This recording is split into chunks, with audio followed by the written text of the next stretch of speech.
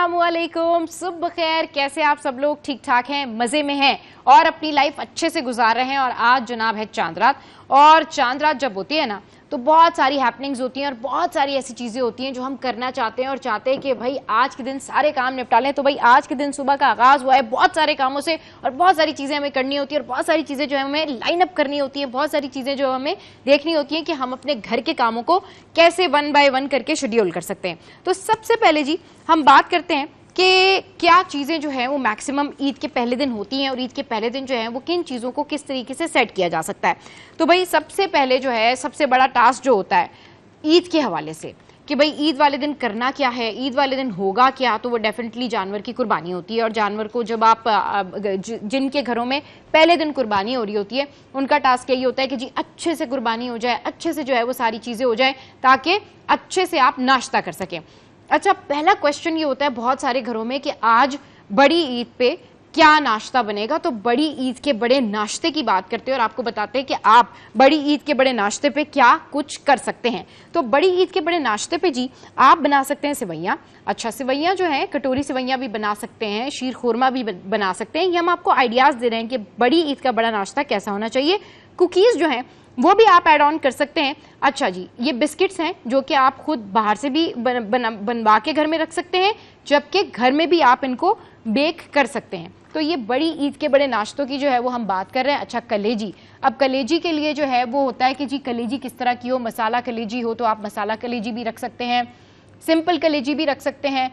इसके अलावा जो है कलेजी बिरयानी जो है वो भी बड़ी फेमस है। मसाला कलेजी के साथ साथ जो लोग अगर चाहते हैं कि मसाला कलेजी या फिर इस तरह की जो ड्राई फ्राई कलेजी होती है इसको नान के साथ अगर आप खा रहे हैं तो ये भी एक बड़ा ज़बरदस्त किस्म का ऑप्शन होता है and you can take these all. अच्छा, इसके अलावा जो कलेजी बिरयानी है ना भाई, this is also so much famous. बहुत सारे लोग क्या करते हैं कि ट्रेंड चेंज करने के लिए सुबह सुबह जो है वो बिरयानी बना लेते हैं और कलेजी की बिरयानी बना लेते हैं, क्योंकि बाकी जो गोश्त होता है कट के वो बाद में आ रहा होता है। और इसको हजम करने के लिए क्या होता है, इसको हजम करने के लिए होता है जनाब नींबू पानी। तो ये जो नींबू पानी होता है इसको हजम करने के लिए ये सबसे बेहतरीन चीज़ होती है कि जी आपने क्या किया कि आपने नींबू पानी पिया और आपने इस तरीके से इसको हजम कर लिया। अच्छा जी, अब कुछ बात करते हैं और सेकंड हमारे पास क्या है। सेकंड हमारे पास जो है वो है जनाब मौसम। तो मौसम का हाल जानते हैं और मौसम में जो है क्या कुछ है हमारे पास। मौसम में भाई क्या है, शहर-ए-कायद में गर्मी की शिद्दत जो है वो बरकरार है और ये बरकरार इस तरीके से है कि मौसम कभी गर्म है, कभी तेज़ हवाएं हैं, कभी हब्स है। तो मौसम गर्म और मरतूब है, महकमा मौसमियात का ऐसा कहना है। इसके अलावा जो मौजूदा दर्जा हरारत है वो है 32 डिग्री सेंटीग्रेड। अच्छा, महकमा मौसमियात ने जो पेशगोई की है उसके मुताबिक 36 सेंटीग्रेड तक जो है इसकी शिद्दत जो है वो महसूस की जा रही है। अच्छा, इसके अलावा जो है मौसम के हवाले से अगर मैं बात करूं तो मौसम जो है उसमें मैं आपको बताती हूं कि मगरिब सिम से 10 से 15 किलोमीटर जो 15 किलोमीटर फी घंटा की रफ्तार है उसकी हवाएं जो हैं वो चल रही हैं। अच्छा जी, तो ये तो सूरत हाल है, ये हो गया मौसम। आज दिन भर मौसम कैसा रहेगा ये मैं आपके साथ में शेयर करती हूँ और अभी आपको बताती हूँ कि दिन भर का जो मौसम है वो कैसा रहेगा। तो भाई 11 बजे मौसम की क्या सूरत हाल होगी, ज़रा सा दिखाएं कि 11 बजे जो है वो मौसम किस तरफ जा रहा है। 11 बजे जो है मौसम की सूरत हाल होगी 33 सेंटीग्रेड, उसके बाद 12 बजे जो है वो 34 सेंटीग्रेड होगी, 1 बजे जो है वो 34 सेंटीग्रेड होगी और 2 बजे जो है 36 सेंटीग्रेड जो है वो मौसम रहेगा। उसके बाद हमारे पास क्या है जी, उसके बाद है हमारे पास वेजिटेबल्स। यस, वेजिटेबल्स में क्या कुछ है आज हमारे पास। तो सब्जियों की कीमतें जो हैं वो कर रही हैं आसमान से बातें और सब्जियां जो हैं परेशान कर रही हैं लोगों को, शहरियों को, क्योंकि कीमतें ज़बरदस्त किस्म से हाई हो गई हैं। जैसी ईद आई है, पेट्रोल पता नहीं क्या क्या सब कुछ हो गया है महंगा। तो सब्जियों के बारे में आपको बताते हैं कि सब्जियां किन रेट्स पर हैं। सब्जियों की सूरत हाल कुछ ये है कि प्यार कहाँ से आ गया, वैसे प्यार होना चाहिए ईद पे। प्याज की जो सरकारी कीमत है वो है 35 रुपये किलो। अच्छा, टमाटर की जो सरकारी कीमत है वो है 69 रुपये किलो। टमाटर जो है वो 140 रुपये किलो तक भी फ़रोख्त किया जा रहा है। मतलब huge difference, there is huge difference you know. अच्छा, धनिया की जो सरकारी कीमत है 17 और पुदीने की जो है वो 6 रुपये है। अच्छा, उसके बाद हमारे पास अब कमिश्नर कराची की जो स्टैटिक रेट्स है ना वो भी आपके साथ में हम शेयर कर लेते हैं कि क्या है। टमाटर है जी 52 पर। अच्छा, इसके बाद जो है वो हमारे पास आलू जो है जो आंखों के लिए बड़े बेहतर होते हैं वो हमारे पास हैं 46 पर। फिर उसके बाद जो है हमारे पास क्या है जी, उसके बाद हमारे पास है लहसुन, लहसुन है 230 पर। फिर हमारे पास क्या है, अदरक है 576 पर। फिर गाजर है 81 पर। और फिर उसके बाद जो है तुरई है जो कि है 58 पर। अब आ जाएगी की लौकी जो कि है 58। अच्छा जी, उसके बाद हमारे पास क्या है, फूल गोभी है और फूल गोभी जो है वो 115 पर है। फिर उसके बाद जो है वो खीरा है और खीरा है 58 पर। और इसके बाद जो है वो भिंडी आ जाती है जो कि डाइजेशन के लिए बड़ी अच्छी है। अच्छा जी, ये है प्याज और प्याज है 29 पर। फिर टमाटर आ गया 52 पर। लेकिन अब हम बढ़ेंगे आगे और आपको बताएंगे कि माल का हाल क्या है, करेंसी जो है रेट्स क्या है। तो दिन भर जो लोग वेट करते हैं कि भाई करेंसी के बारे में जान सकें और माल का हाल हमें पता चल सके, ताकि इन दिनों में करेंसी जो है जिन्होंने एक्सचेंज करानी है, पता करना है, उनके लिए है ये माल का हाल। Here we have currency Vij.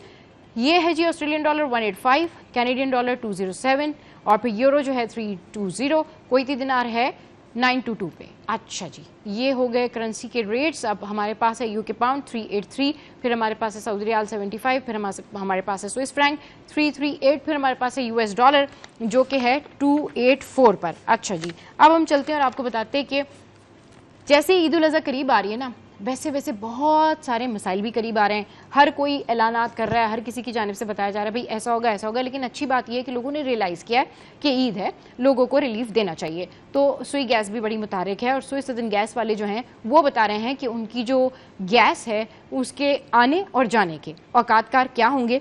तो ये कुछ इस तरह से है कि ईद उल अज़हा के मौके पर गैस की फरहमी के औकातकार सुई सदन गैस ने घरेलू और तिजारती सार्फिन के लिए शेड्यूल जारी कर दिया है। वाह जी वाह। शेड्यूल कुछ ऐसा है कि सुसदन गैस ने अपने मौजूद सार्फिन को ईद उल अज़हा की पेश की मुबारकबाद भी दी है। बहुत बहुत मुबारक हो जी। अच्छा, उसके बाद जुमा 6 जून को गैस की बंदिश रात 12 बजे होगी। ईद के पहले दिन हफ्ता 7 जून गैस की फराहमी सुबह 5 बजे बहाल होगी।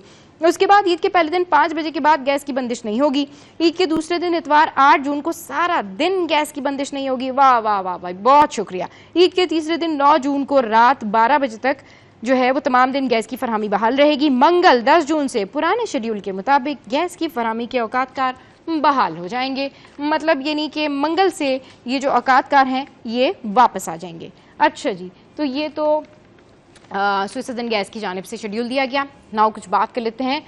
गवर्नमेंट ने, सिंध गवर्नमेंट ने हेल्पलाइन दी है और ये हेल्पलाइन इसलिए दी है कि आप लोग इस हेल्पलाइन पर कॉल करें एंड इट्स 1128। अच्छा, ये क्यों है कि सिंध हुकूमत ने शहरों में सफाई के इंतजाम की बेहतरी और अवामी शिकायत के फौरी अजाले के लिए अहम सहूलत का आगाज़ कर दिया है। अच्छा जी, इसके साथ साथ जो है इन्होंने क्या कहा है, इसके साथ साथ इन्होंने कहा है कि कचरे को ठिकाने लगाने या सफाई के मसाइल की सूरत में शहरी 1128 पर राब्ता करके अपना मसला बआसानी दर्ज करवा सकते हैं।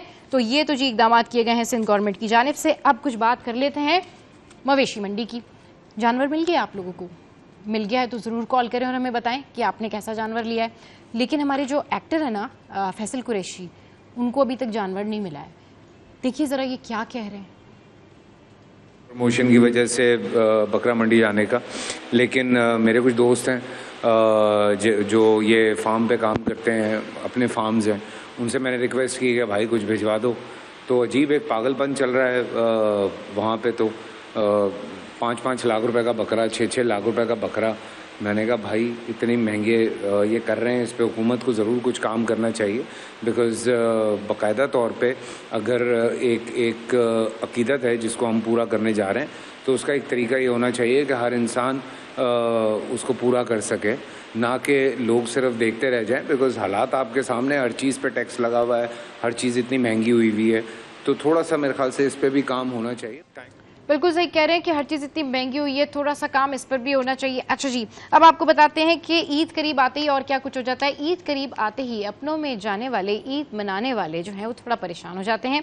क्यों परेशान हो जाते हैं? क्योंकि उनको प्रॉब्लम होती है किरायों की, और ये जो किराए हैं ये बड़े महंगे पड़ जाते हैं। इसकी रीज़न ये होती है कि ईद कुर्बा के मौके पर अपने प्यारों में जाने वाले शहरी ट्रांसपोर्ट माफिया के रहमो करम पर आ जाते हैं। अच्छा जी, कराची से सिंध के मुख्तलिफ अजला में जाने वाली गाड़ियों के किरायों में इजाफा हो जाता है। कराची से मिट्टी जाने का किराया 1350, मगर मुसाफिरों से 1500 वसूल किए जाने लगे हैं। अच्छा, ये मुसाफिरों के साथ वैसे वाकई ज्यादती है। एक तो पहली आप ईद पे इतना खर्चा करके जो है वो अपनों से मिलने, प्यारों से मिलने जा रहे होते हैं, और उसके बाद जो है फिर आप देखते हैं कि हालात इस तरह से होते हैं। अच्छा, फिर क्या है कि जो 1600 रुपए वाली गाड़ी है ना, वो मुसाफिरों से वसूल कर रही है 2500 रुपए। तो दिस इज बिग थिंग कि आप 2500 रुपए दें और फिर इस तरीके से जो है वो जाएं, और इतने पैसे, इसमें स्टूडेंट भी होते हैं, फैमिलीज भी होती हैं, और बहुत सारे ऐसे लोग भी होते हैं जो यहाँ पर होते हैं। अच्छा, फिर कराची से सेवन जाने वाली जो गाड़ियाँ हैं वो भी शहरियों के लिए अजाब बनी हुई है, 2500 रुपये उनसे वसूल किए जा रहे हैं। तो ये तो सूरत हाल है जो कि हमारी गाड़ियों की है। अच्छा, इसके बाद जो है वो अब आ जाते हैं गोल्ड प्राइस पे और आपको बताते हैं कि आलमी मार्केट में जो सोना है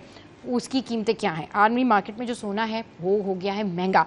जी हाँ, ये महंगा सोना जो है ये पता नहीं, बहुत ही कम ऐसा होता है कि कम में मैंने बताया कि सोना जो है वो सस्ता हो गया। और नहीं जी, सोना सस्ता नहीं हुआ है, सोना हो गया महंगा। सोना जो है वो हो गया है 1 तोला सोना 4300 रुपये महंगा हो गया है। और इसकी जो वजूहात हैं वो तो जाहिर सी बात है, पीछे से जो एक पूरा बैकग्राउंड है वो है। लेकिन 10 ग्राम सोना 3687 रुपये महंगा होकर 3,07,270 रुपये का हो गया है। अच्छा जी, उसके अलावा क्या कुछ सिनेरियो है? 1 तोला चांदी जो है 159 रुपये इजाफे से 3,745 रुपये की हो गई है। अच्छा, अब बढ़ते हैं और जल्दी से बताते हैं आपको कि दाल माश के क्या प्राइस हैं, दाल मूंग के क्या प्राइस हैं, क्योंकि आज तो भाई लास्ट डे है शॉपिंग का और शॉपिंग करनी है, ग्रॉसरी करनी है। तो दाल माश जो है वो 405 है। अच्छा नहीं जी, 405 नहीं है, दाल माश जो है वो 385 है। और उसके बाद जो है मूंग की दाल जो है वो 380 है। फिर उसके बाद जो है मसूर की दाल जो है वो 260 है। और फिर दाल चना जो है वो 280 है। और फिर क्या है जी, काबली चना जो है वो 350 है। अच्छा, और उसके बाद जो काबली चना है यानी रिफाइन जिसको दाल कहते हैं वो 315 पर। अच्छा जी, अब पानी की सूरत हाल कुछ इस तरह से है कि जब भी बकरीद हो, ईद हो, बड़ी ईद हो, पानी के मसले, 10,000 मसले, सफाई के मसले, तो मेयर कराची ने इस हवाले से अब कहा है कि भाई जो हिदायत की है मेयर कराची ने, मेयर कराची मुर्तज़ा वाब की हिदायत पर CEO water corporation Ahmed Ali Siddiqui ने अहम इकदाम किया है। मेयर कराची की हिदायत पर ईद उल अज़हा के दौरान वाटर टैंकर सर्विस जारी रखने का फैसला किया गया है। अवामी सहूलत को मद्देनजर रखते हुए वाटर टैंकर सर्विस जारी रखने का फैसला है, जबकि ऑनलाइन बुकिंग करने वाले तमाम सार्फिन को वाटर टैंकर्स की बरवक्त फराहमी यकीनी बनाई जाएगी। तो भाई ये कहा गया है कि हाइडेंट्स जो हैं वो इस हवाले से जो लोग हैं ईद के दौरान टैंकर्स ड्राइवर और हाइडेंट्स जो हैं उनके जो अमला है उनकी छुट्टियां मनसूख कर दी गई हैं और ये जो है ये चलते रहेंगे, काम करते रहेंगे। एक और बड़ी चीज़ जिसके हवाले से हमने शो भी किया था कि बहुत सारे लोग ईद पर, ईद के दिन, ईद के दूसरे दिन, ईद के पहले दिन पिकनिक प्लान करते हैं। अच्छा जी, जो पिकनिक पे जाने वाले हैं उनके लिए खबर है थोड़ी सी सैड और थोड़ी सी ऐसी खबर है कि अगर उन्होंने पिकनिक का प्लान बनाया हुआ है और जो जगहें मैं अभी बता रही हूँ कि आप यहाँ पर नहीं जा सकते तो वो अपनी पिकनिक कैंसिल कर दें, क्योंकि समंदर में नहाने और जाने पर 8 रोज़ के लिए अब पाबंदी आयद कर दी गई है। यस, अच्छा जी, दफ़ा 144 नाफिज है। कमिश्नर कराची ने म्यूनसिपल कमिश्नर की सिफारिश पर यह पाबंदी आयद की है। पाबंदी का इतलाक 6 जून से 13 जून तक होगा। अच्छा, कैनप, सुनेरा, मुबारक, टर्टल और दुआ चौक साहिलों पर समंदर की जानिब आने पर पाबंदी आयद की गई है। मुतालिका पुलिस स्टेशन को पाबंदी पर अमल दरामद यकीनी बनाने की हिदायत की गई है। तो जनाब ये हैं वो सिटी अपडेट्स जो कि मैंने आपके साथ में शेयर की और आपको बताया कि क्या कुछ हो रहा है इस ईद पर, क्या कुछ जो है नोटिफिकेशंस हो रहे हैं, क्या कुछ जो है वो पाबंदियां हैं। तो जनाब मैं पीती हूँ थोड़ी सी चाय और लेंगे छोटा सा ब्रेक। वापस आएंगे तो आपको बताएंगे कि आज मवेशी मंडी में क्या कुछ हो रहा है और सीनियर रिपोर्टर्स आज हमें क्या बता रहे हैं कि करंट सिचुएशन क्या है और शहर में जो अमन अमान की सूरत हाल है वो क्या है। तो आपने कहीं नहीं जाना, हमारे साथ रहना है। Stay with us, keep watching City at 10।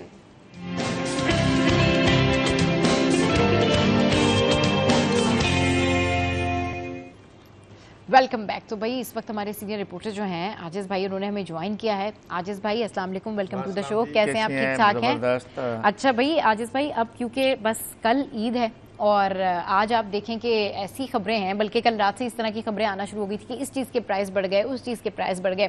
तो ईद और बजट की जो आमद है उससे कबल ही अभी महंगाई इतनी बढ़ गई है कि कम भी होगी तो वो कम महंगाई लगी, हम लोगों को क्या लगेगा कि महंगाई कम हुई है, क्योंकि महंगाई तो ऑलरेडी उन्होंने इतनी इंक्रीज़ कर दी है कि अब क्या बच जाएगा आवाम के पास। अब देखें सब्जियाँ महंगी और जितनी भी बाकी चीज़ें सब के ऊपर जो है वो पैसे बढ़ा दिए हैं। क्या हो रहा है थोड़ा सा बताएं कि करंट अभी क्या अपडेट्स हैं, क्या चल रहा है हमारे कराची शहर। देखें जी, ईद के दिन हम मिले ना मिले, आपको एडवांस ईद मुबारक हो। जी जी, आपको भी एडवांस में ईद मुबारक। वैसे हम तो ड्यूटी करेंगे, हम खबरें दे रहे होंगे उस दिन भी, ड्यूटी है हमारी, लेकिन बहरहाल ईद है, ईद भी है और आज छुट्टी है, जुम्मा मुबारक भी है। बिल्कुल, जुम्मा मुबारक। ये सारे दिन है तो खबरें नहीं है, इसलिए आप महंगाई ढूंढ के ले आई है। नहीं नहीं नहीं नहीं, खबरें तो बड़ी सारी हैं। एक्चुअल में प्रॉब्लम ये है कि यही वो खबर है जिसकी वजह से हम दिन भर देख रहे हैं कि अवाम परेशान है। बिल्कुल, वरना तो खबरें तो इतनी है कि आप देखें ना, एक जेल का इशू चल रहा है, इसके अलावा मंशियात के ऊपर क्रैकडाउन किया गया है, कराची में आए दिन dumper mafia, water tanker, issues तो बेशुमार है। मैं आपकी खबर पे आता हूँ। हाँ बिल्कुल, हाँ देखें बजट आने वाला है, हाँ, 10 जून को जैसे ईद की छुट्टियां खत्म होंगी, हाँ। बजट पेश होगा वफाकी। हाँ। फिर 13 जून को हमारा यहाँ से असेंबली में सूबाई बजट है। हाँ। 13 जून को। हाँ। अच्छा, बजट और महंगाई का एक दूसरे से बड़ा गहरा ताल्लुक है। ये आप, अच्छा ये आज से नहीं है, ये भी ज़हन में रखें। सही। ये बचपन से हम सुनते आ रहे हैं। हाँ। तो बजट जब आता है तो 2 सवाल होते हैं, क्या चीजें सस्ती होंगी? बिल्कुल, यही पहला सवाल तो ये होता है कि क्या सस्ता होगा, क्या सस्ता होगा, बजट के साथ ये सवाल हाँ, होता है। हाँ। दूसरा तनख्वाह बढ़ेगी, और दूसरा ये सवाल, ये दोनों सवाल बजट से। अच्छा, तनख्वाह भी बढ़ती है, हर बजट में बढ़ती है। तनख्वाह मतलब सरकारी मुलाजिम, हमारी और आपकी नहीं, सरकारी मुलाजिमीन की बात हो रही है। तो सरकारी मुलाजिमीन की तनख्वाह भी बढ़ती है बजट में, और इस बार भी 15 से 20% इजाफा होगा। सही। तो सरकारी मुलाजमीन के लिए तो बहरहाल खुशखबरी है ये, लेकिन आवाम के लिए कोई खुशखबरी नहीं है बजट में। सही। मेरे और आपके लिए कोई भी खुशखबरी नहीं है, कभी भी खुशखबरी नहीं होती नहीं है। बजट आता है, महंगाई बढ़ेगी, ये तय है। चले, ये तो एक हो गया ना कि बजट आता है तो महंगाई बढ़ेगी। जब ईद आती है तब भी ये चीज़ों के प्राइस इस तरह से इंक्रीज करते जैसे कि पता नहीं कोई इवेंट आ गया है कि बस ये अपने मौका आ गया है कि लूटने का, आवाम को लूटा जाए। लोग तो रिलीफ देते हैं। ये तो हम मुसलमान है ना, हमारे पास जितने भी मजहबी त्यौहार हैं, आप भले उनका जायजा लें, जब भी कोई मजहबी त्यौहार आता है चीजें महंगी होती हैं। अच्छा, दुनिया में ये नहीं होता, हम ये नहीं कहते, दुनिया में इस तरह नहीं होता। रमज़ान शरीफ आता है, दुनिया में चीज़ें सस्ती होती हैं। ईद उल अज़हा है, अभी जिस तरह हम बात कर रहे हैं, जानवर नहीं मिल रहे, यानी और लोगों की क़ुव्वत ख़रीद बहुत कम हो गई है। मैं आपको बताऊं, ये जो हम जिक्र कर रहे हैं ना महंगाई का, इस महंगाई ने आम मिडिल क्लास को, अच्छा दूसरी बात मैं आपको बताऊँ, मिडिल क्लास की इन चीज़ों में इंटरेस्ट, दिलचस्पी सबसे ज़्यादा होती है ना। अपर क्लास के लोगों को फिक्र नहीं होती, उनको लिए तो कोई मसला नहीं है, उसने अपने नौकर को दे दिया, वो जानवर खरीद के ले आया, उसके लिए मसला नहीं है। लेकिन जो मिडिल क्लास के लोग हैं, उनके बच्चों का एक इंटरेस्ट होता है, वो जानवरों को लेके घूमते हैं, वो जनाब खुद जाते हैं मंडियों में, ख़रीदारी करते हैं, जानवर देखते हैं, पैसे कम। लेकिन मिडिल क्लास का इस वक्त हाल ये है कि महंगाई ने वो हालत कर दी है कि लोगों में क़ुव्वत ख़रीद नहीं है, सकत नहीं है, जिस वजह से इस बार ये सुन रहे हैं कि मंडियों का हाल भी अच्छा नहीं है। मैं तो नहीं गया, लेकिन जो सुन रहे हैं कि जानवर पड़े हुए हैं, लोग नहीं खरीद कर रहे हैं, नहीं खरीद, तो उसकी वजह महंगाई है। अच्छा, महंगाई की शरह अगर गुज़िश्ता 2-3 साल में आप, वैसे तो ये पूरा इकोनॉमिकल एक इशू है, लेकिन महंगाई मुसलसल बढ़ रही है। मतलब आज कल की खबर भी तो यही है ना, जो आप अभी सुना रहे हैं। बिल्कुल महंगाई मुसलसल बढ़ रही है। कल की खबर भी यही है कि महंगाई, पेट्रोल की प्राइस में भी थोड़ा, पेट्रोल की प्राइस इजाफा हो गया है, प्याज की प्राइसेस में इजाफा हो गया है, अंडों की कीमतें जो है वो बढ़ गई हैं। एक हफ्ते में चीनी जो है वो 1.2 से बढ़ गई है, और जो चावल जो है वो भी इंक्रीज हो गए। तो ये इदारे शुमारियात के जो स्टैट्स हैं वो हम आपके साथ में शेयर करें। चले अजीज भाई, जिस तरीके से ये प्राइसेस बढ़ गई है ना, तो अब कुछ रुख करते हैं हम मंडी का इस वक्त ना, कि मवेशी मंडी में इस वक्त जो है वो क्या सूरत हाल है। और हमें ज्वाइन किया हमारे कॉरेस्पॉन्डेंट ने, शायान ने। शायान, अपडेट कीजिए, इस वक्त कहाँ मौजूद हैं आप और क्या सूरत हाल है, क्या देख रहे हैं आप? जी सबा, मैं इस वक्त मौजूद हूँ नॉर्दर्न बाईपास में जो कायम की गई मवेशी मंडी है, वहाँ पर बड़ी ईद की बड़ी तैयारियां हैं और बड़े ही खूबसूरत जानवर जो है वो यहाँ पे आसपास मुझे मौजूद नज़र आ रहे हैं। अगर मैं बात करूँ तो इस खूबसूरत जानवर की देखें कि इंतहाई खूबसूरत काले कलर का, मुकम्मल तौर पे काले कलर का, फिर इन पे जो है वो वाइट कलर के शेड्स आ रहे हैं जो कि इनकी खूबसूरती में मज़ीद 4 चांद लगा रहे हैं। तो इस तरह जो है यहाँ पर एक से बढ़कर एक जो है जानवर खड़े हैं मेरे साथ। यहाँ इस तरफ भी जो है एक बबलू नामी, इसका नाम जो है इन्होंने बड़े प्यार से बबलू रखा है। अच्छा। इनसे मैं बात भी करता हूँ, क्या कहेंगे, बबलू नाम क्या सोच के रखा था? बस यार, ये हमारे फार्म की अल्हम्दुलिल्लाह अपनी ब्रीड है और तकरीबन 2 साल से ये हमारे पास ही, हमारे फार्म पे। कैसे पाला है इसको, क्या खिलाया है? और बबलू क्या मतलब बच्चों का जिस तरह नाम होता है इस तरह का क्या पाला है? जैसे बच्चों को पालते हैं उसी तरह पाला है। अच्छा। दूध खिलाया, मक्खन खिलाया। आपने खुद खाया दूध और मक्खन? ये खुद कम खाया, इसको ज्यादा खिलाया। कम खाया, इसको ज्यादा खिलाया। जी, देख रही है कि सबा किस तरह जो यहाँ पे व्यापारी हैं वो कह रहे हैं कि जो यहाँ पे खूबसूरत एक से बढ़कर एक जो है वो जानदार और खूबसूरत जानवर जो यहाँ पर लाए गए हैं, जिनको इतना प्यार से पाला गया है कि खुद शायद कम खाया हो मक्खन दूध, लेकिन ये कि इनको खिलाया है। तो यहाँ पर जो है एक से बढ़कर बिल्कुल एक आप हमारे साथ मवेशी मंडी मौजूद में जानवर रहिए, है। शायान आप हमारे साथ मौजूद रहिए और बबलू के बारे में और कुछ भी जानेंगे कि बबलू और क्या कुछ खाता है। लेकिन हमें जो है वो वसीम इफ्तिखार ने भी ज्वाइन किया और उनसे पूछते हैं कि वो कहाँ पर मौजूद है। तो हमारे दोनों करस्पॉन्डेंट इस वक्त हमारे साथ है जो हमें मवेशी मंडी की ताज़ा तरीन सूरत हाल से अपडेट कर रहे हैं। जी वसीम बताइए, आप इस वक्त कहाँ पर मौजूद है, क्या सूरत हाल है? वसीम आपको आवाज आ रही है?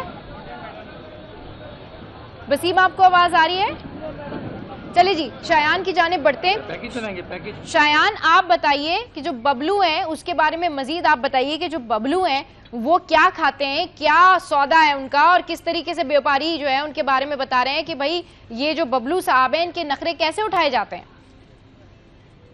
जी बिल्कुल, जैसे मैंने देखा है कि ये बबलू जो है इंतहाई खूबसूरत जानवर यहाँ पे खड़ा हुआ है। इससे बढ़कर एक से बढ़कर जो है यहाँ पर जिस तरफ नज़र दौड़ाते हैं वहाँ पर जो है कुर्बानी के जानवर, क्योंकि सुन्नत इब्राहिमी की बात होती है तो एक तो शहरियों की कोशिश होती है कि खूबसूरत से खूबसूरत अच्छा और जो है वो ताकतवर जानवर जो है खरीदा जाए, क्योंकि कहा जाता है कि सुन्नत इब्राहिमी में जो है अपनी प्यारी चीज़ कुर्बान की जाए। तो ये प्यारी चीज़ों में से एक होता है, क्योंकि इनको बड़ी अच्छी कीमत में जो है खरीदा जाता है। उसके साथ साथ जो है इनका ख्याल भी जो है बच्चों की तरह रखा जाता है। तो ये मेरे साथ बबलू भी था, यहाँ पे शेरू मौजूद है, जबकि इसके साथ जो है इस तरफ एक और भी जो है जानवर खड़ा हुआ है। हाँ। इनके मालिक से भी बात करेंगे। क्या कहेंगे आप, जो वो इनको किस तरह पाला है और क्या कीमतें लगाई इनकी आपने? सर पाला तो इनको बिल्कुल अपनी औलादों की तरह है, जैसे कोई बच्चे को पालता है, इसलिए इनके नाम भी ऐसी है और इनसे इतनी मोहब्बत लगाओ। मगर आज ये है कि ये चांद रात तक खड़े हैं, इनके खरीदार नहीं आ रहे। अब तो मैं कहने वाला हूँ कि खरीदार आए, सस्ते सस्ते दामों ले जाएं, क्योंकि ये भी किसी का कुर्बान हो जाए। अच्छा सब कुर्बान है।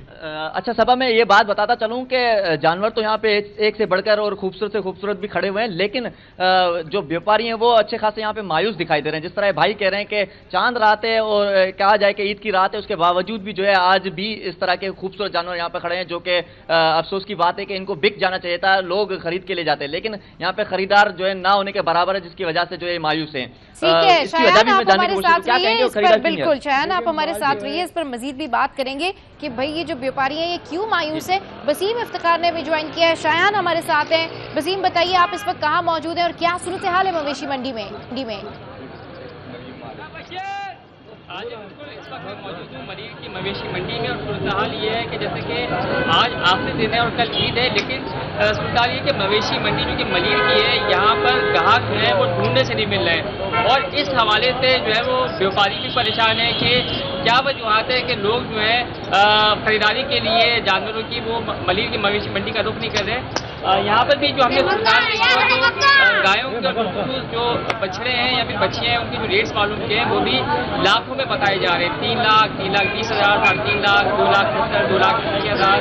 तो यहाँ पर भी रेट ज़्यादा है और रेट ज़्यादा होने की वजह से मलीर की मंडी में भी सूरत हाल जो है वो जो नॉर्दर्न बाईपास वाली मंडी है और खरीदार जो है वो भी जो हमारी उनसे बात हुई है वो भी परेशान है कि यहाँ पे रेट ज़्यादा बताए जा रहे हैं और ज़्यादा रेट बताने की वजह से खरीदार परेशान है कि वो किस तरीके से जो गैप है जो व्यापारी डिमांड कर रहा है उस डिमांड को और अपनी जेब के मुताबिक बच्चियाँ या बछड़े खरीदने को वो किस तरीके से मुमकिन बना सकते हैं, क्योंकि उस गैप को फिल करना व्यापारी के लिए भी मुश्किल नजर आ रहा है और खरीदार के लिए भी मुश्किल नजर आ रहा है। व्यापारी का ये कहना होता है कि सारा साल हम पालते हैं, खरीदते हैं, इनकी खातिर मदारत करते हैं, इनको चारा देते हैं। ठीक है, बिल्कुल बिल्कुल ठीक है वसीम, आप बिल्कुल ठीक कह रहे हैं। मलीर की मवेशी मंडी में जो है वो इस वक्त मौजूद है वसीम आप हमारे साथ ही रहिएगा। शायान जो है वो नॉर्दर्न बाईपास पर है और दोनों जगह जो सूरत हाल है ना वो बिल्कुल सेम है। तो भाई व्यापारियों के लिए फिर मशवरा ये है कि ये कुछ अपने जो प्राइस है वो कम कर लें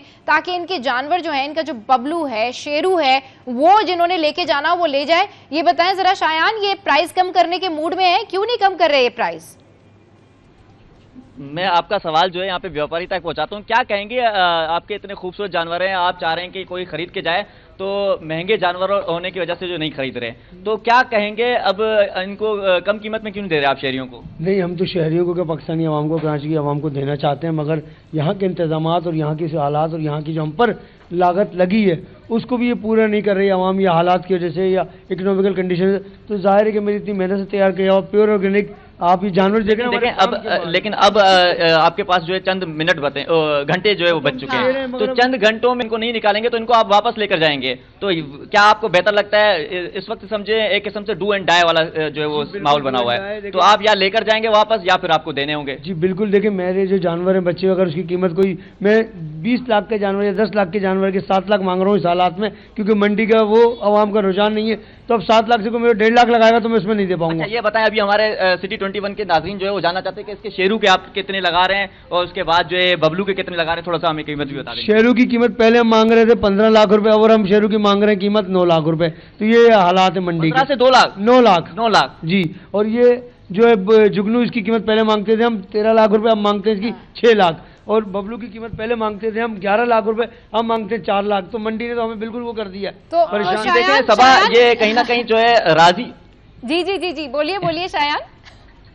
मैंने कहा कहीं ना कहीं जो है मुझे इनकी बातों से ये लग रहा है कि राजी हो चुके हैं। जो आपका सवाल था उसी हवाले से कि ये अब आधी कीमत में देने के लिए तैयार हैं, क्योंकि इनके पास जो है चंद घंटे बचे हैं। अब ये या तो फिर वापस ले जाएंगे, फिर इनकी साल भर जो है वो खिदमत करेंगे, साल भर इन पे खर्चे करते रहेंगे, इनको पालेंगे, ध्यान देंगे, अपना भी टाइम जो है इन पे लगाएंगे, जबकि इसके साथ साथ जो दूसरा ऑप्शन जो इनके पास है कि आधी कीमत में देकर ये निकालें। तो अब कुछ व्यापारी हैं वो यही कह रहे हैं, तो मैं यही कहना चाहूंगा आपके प्रोग्राम से भी, उसके साथ साथ जो है वो सिटी 21 के जो देखने वाले हैं, चाहने वाले हैं, उनको भी कि अब वो मंडी का रुख करें। जो व्यापारी हैं वो आधी कीमत में भी देने के लिए तैयार है, जबकि बहुत से ऐसे व्यापारी हैं वो कह रहे हैं कि इससे कम कीमत में भी देने के लिए तैयार है, क्योंकि वो वापस लेकर नहीं जाना चाहते, इनको पाला जाता है। क्या कहेंगे? बिल्कुल बिल्कुल शायान, ये तो बड़ी अच्छी बात है। अभी आप देखिए मेरे सामने सिक्के खड़े हैं और जानवर खड़े हैं तरफ, तो नुकसान है वापसी ले आने का। गाड़ी जो 3-3 लाख रुपए तो कार के हमसे मांग रहा है। यही शिकायत कर रहे हैं कि इनके जो है एक्सपेंसिव खर्चे लेकर हम लोग जो है इनको पालते भी है। 2 साल तक जो है तकरीबन एक जानवर को पाला जाता है। इनकी खुराक महंगी होती है, फिर जो इनके जो आबाई इलाके वहां से यहाँ लेकर आते हैं उनके भी अच्छे खासे किराए होते हैं, ट्रांसपोर्ट के होते हैं। उसके साथ चलिए जी, ये बड़ी अच्छी बात है कि नॉर्दर्न बाईपास पर हम अपने प्लेटफॉर्म से लोगों को ये बता रहे कि नॉर्दर्न बाईपास पर इस वक्त जो मवेशी मंडी है वहां पर जो 15 लाख का शेरू है ना, अब वो 9 लाख का मिल रहा है। तो आप लोगों ने जल्दी से फायदा उठाना है और नॉर्दर्न बाईपास जाना है। अच्छा जी, बसीम मौजूद है, उनसे पूछते हैं। बसीम, आप बताइए कि वहां पर कुछ प्राइस कम हुए हैं या नहीं हुए हैं वलीर की मवेशी मंडी में, या फिर अभी तक व्यापारी डटे हुए हैं कि नहीं यही प्राइस है और इन्हीं दामों में देना हमने जानवर? जी बिल्कुल, मंडी के हवाले से जो इतलात सामने आई है तो ये है कि रात में बताया गया था कि रात से मंडी गिर गई है, यानी कि यहाँ पे जो जानवरों के रेट थे वो कम हो गए हैं। लेकिन उसके बावजूद भी इस वक्त महंगाई की जो सूरत हाल है उसके तनाजुर में भी हम देख रहे हैं कि लोग जो हैं वो जानवर खरीदने से कासिर हैं और बहुत कमी जो है हम देख रहे हैं कि सुबह के वक्त में सौदे देखने में आ रहे हैं। हालांकि छुट्टी है, हुकूमत की तरफ से आम तातील का ऐलान किया जा चुका है। और सबसे अहम बात यह है कि जो लोगों को कहना है कि बकरे की कीमतें जो हैं वो आसमानों पे बातें कर रही हैं। वो बकरे जो कि घुटनों तक आते हैं उनकी कीमतें जो है वो लाखों रुपए में मांगी जा रही हैं, यानी कि उनकी कीमतें 40-50 हज़ार मुश्किल से होनी चाहिए। उनकी इतनी हाइट भी नहीं है, इतना वजन भी नहीं है, लेकिन उसके भी लाखों रुपए तक मांगे जा रहे हैं। और ये बताया जा रहा है कि जी ठीक है। अच्छा जी, बसीम जी बिल्कुल, ये थोड़ा सा पक्षियाँ आ गई है और चूंकि मंडी में ये वाह तो देखने में मिलते हैं, ये तो हमें भी अपने आप को थोड़ा सा ख्याल करना पड़ता है। जी अपने बिल्कुल, कैमरामैन अपनी टीम में उसका भी ख्याल करना, अपने आप को भी बचाना होता है, ऐसा ना हो कि हम खबर बना रहे हैं और खबर ही बन जाए। बिल्कुल नहीं, बसीम भाई रिपोर्टिंग भी करें और एहतियात भी करें साथ साथ, और आवाम को अपडेट भी करें।